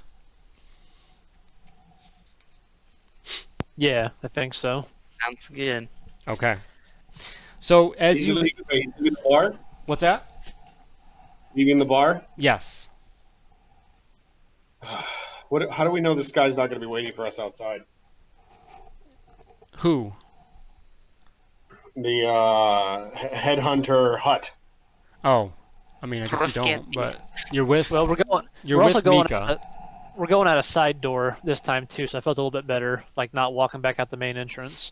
You think that being with Mika is going to clear us of getting murdered? I mean, no, but Okay. I think let's take a peek outside before Mika opens the door. Yeah, let's all peek outside. Actually, let me just camouflage myself, and I'll go out and fly out around a little bit. That's a Okay. good plan. all right. So you kind of Mika chuckles at your insistence on being that covert, but he allows it, and you head out. Give me a perception check. Listen, last time, I mean, we've been in some pretty shitty situations. And I don't mean to bring up bad memories, but your dad literally exploded on us. So, forgive us for having an overabundance of caution. He the little bit of chuckle and upbeatness he had out of the He's a smooth operator. overdoing quickly turns sour as you bring up this much too close Way too too soon moment. But he still pushes through it and he says, yes, I understand and I appreciate that. He says, these depths, down at these depths, generally people do keep to themselves, which is why I was even comfortable coming down here. So Dab outside, you do see a couple people wandering around, but they're definitely keeping to themselves, and they don't seem to be of a threat at all. There is, nothing really that stands out initially as you come outside. All right. I'll go back and tell the party, but I'll stay invisible just in case. Okay. So the rest of you follow out, and you head out, and you're kind of in the back part of this. And Mika says, "We'll travel by foot for a little bit, and then take a vehicle down to the next location." I don't suppose there's any chance we get back into our ship, is there? Are you asking this? Yeah. Okay. Yeah, Mika says, unfortunately, at this point, no, it won't be easy. We certainly need to overcome Zanos's assumed leadership before we're able to get to that. But certainly, I'd imagine, as you said, knowing Vago, he would be working on that potentially. And we'll have to try and get in touch with him and link up and see what assistance he can provide. I just look back at Rix and like reminding him of what I said last session. I'm just like, kill me, just mouthing that. So you guys continue on your way a little bit, and everyone give me a perception check. Again, as you guys kind of are making your way to a location to grab a taxi. Yeah, keep an eye out. Keep an eye out for tracker droids. All right. So, Remy, you pick up on it first before they come out, but from the shadows, 4 figures come out ahead of you guys as you guys are walking down this one particular alley here, and you see them first, and then Dab and Cade, you pick up on them, and they definitely have the look of Tempest users. They just seem kind of enraged, and you get a little bit of deja vu of back on Temple Valley, I believe it was on Endrogod, when those crazed addicts jumped out and kind of jumped you, and were just kind of trying to get that spice. So these 4 figures come out, and seems like there's one of them that a little bit more of the ringleader, and he just comes out snarling. He just says, "Give me that Tempest spice. I know you guys have some spice. Let me see the Tempest." And they've got just simple, like, small vibro daggers, if you'd call it that. Shanks. the elusive vibro shank.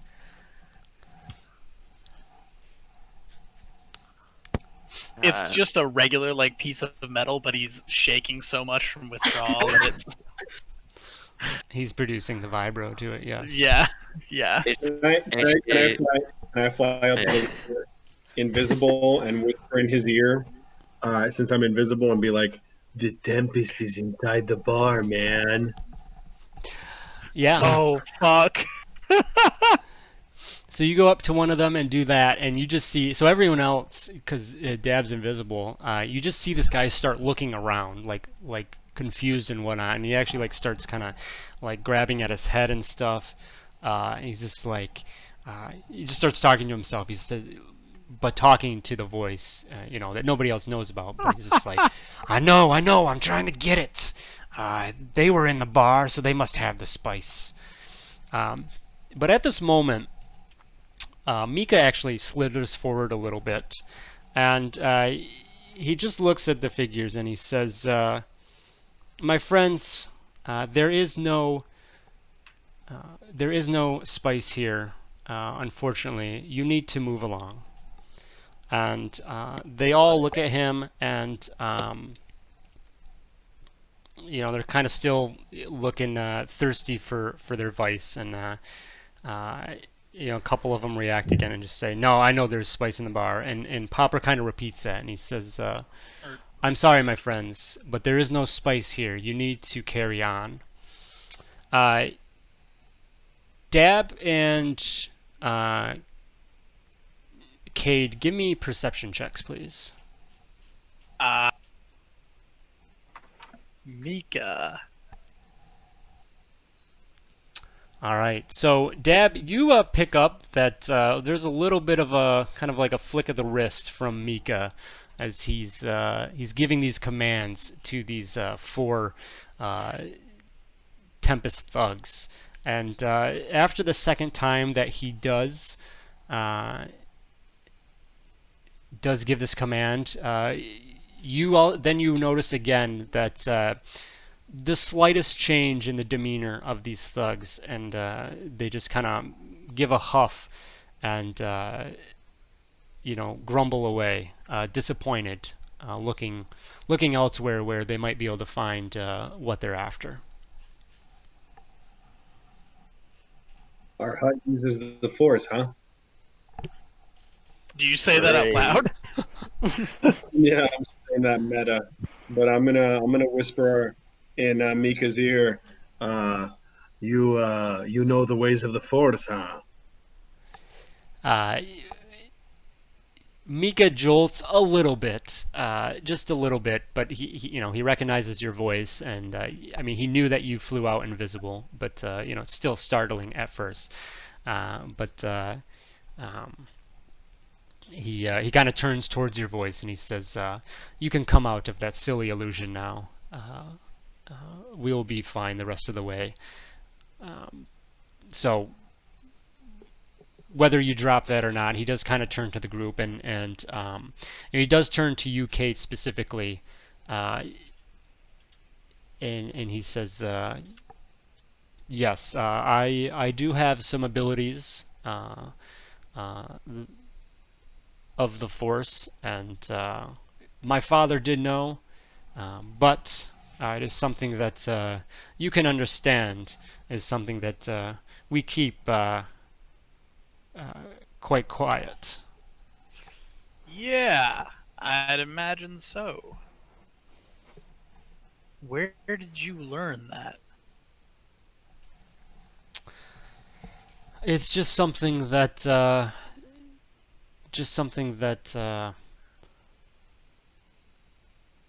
I've felt, or that's just kind of seemed to have existed there.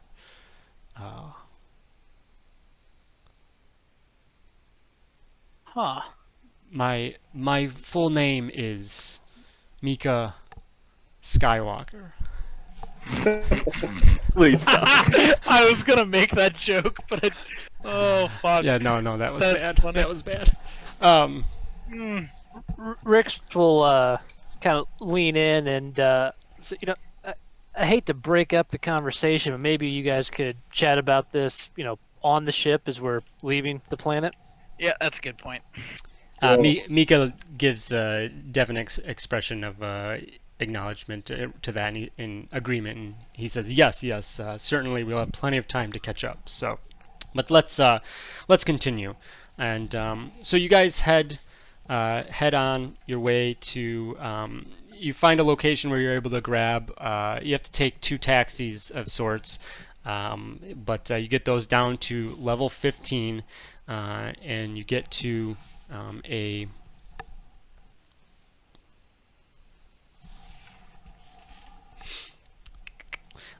down to another cantina called the Murr, M-U-R-R.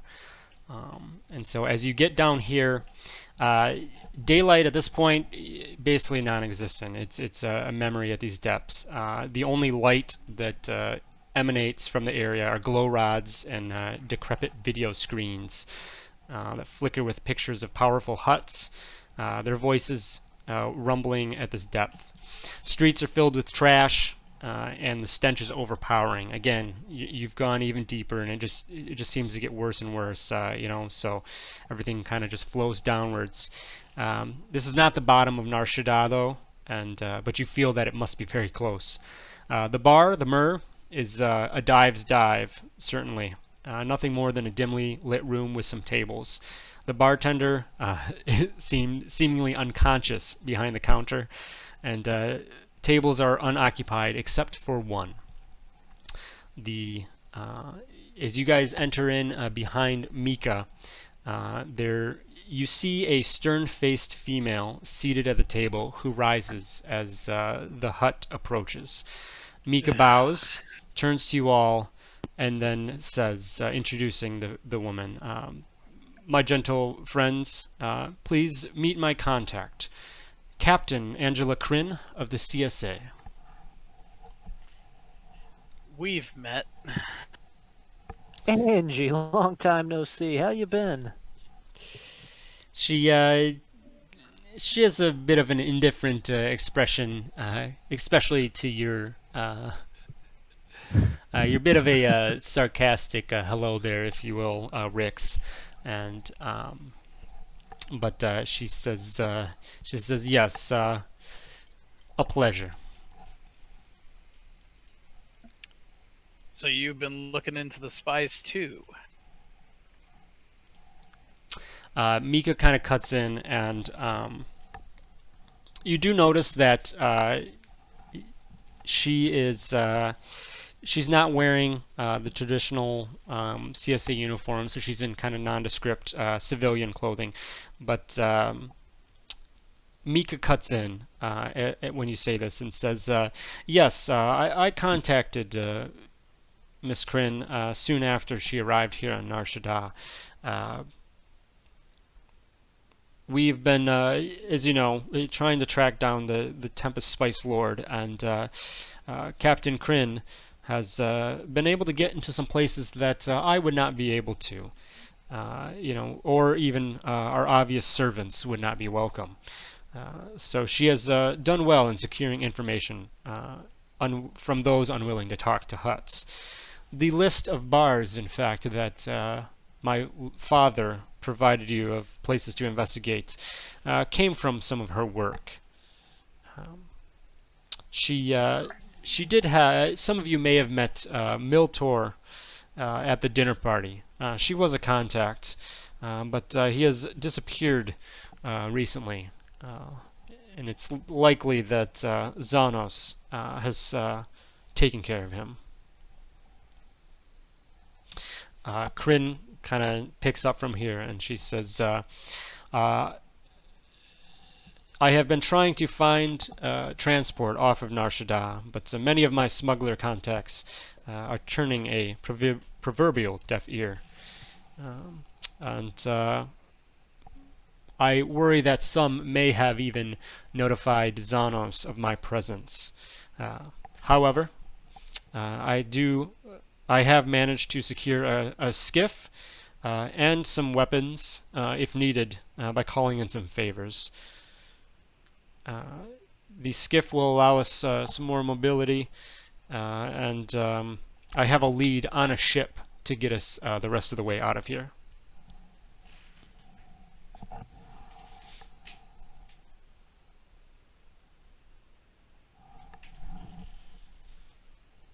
What are we waiting for? Let's do it. Yeah.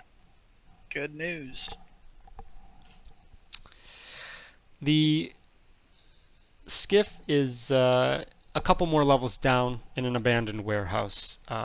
It will be easy to get to, and once we get that, that'll help Mika travel and us all travel easier, and then to get towards this potential ship to get us off planet.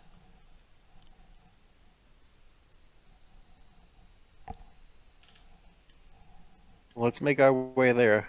Can't wait for Kay to get rid of his stupid disguise. She gives a smirk at that as she kind of gives you an up-down Cade, and this is quite a different look from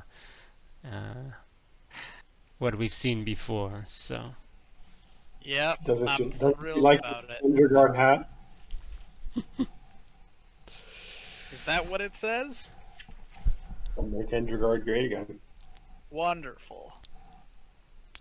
So you guys head off from the Myrrh with Mika and Angela Kryn in tow, heading a couple more levels down into Nar Shaddaa towards this mysterious abandoned warehouse to find your transportation part A to get you further to your final destination of getting off the planet. So that is where we will end this week's episode, and we will pick up heading to the warehouse. Okay, sounds good. Yeah. All right. Yay. All right, good stuff. Good session, guys. We'll see you in a couple weeks. Have a good night.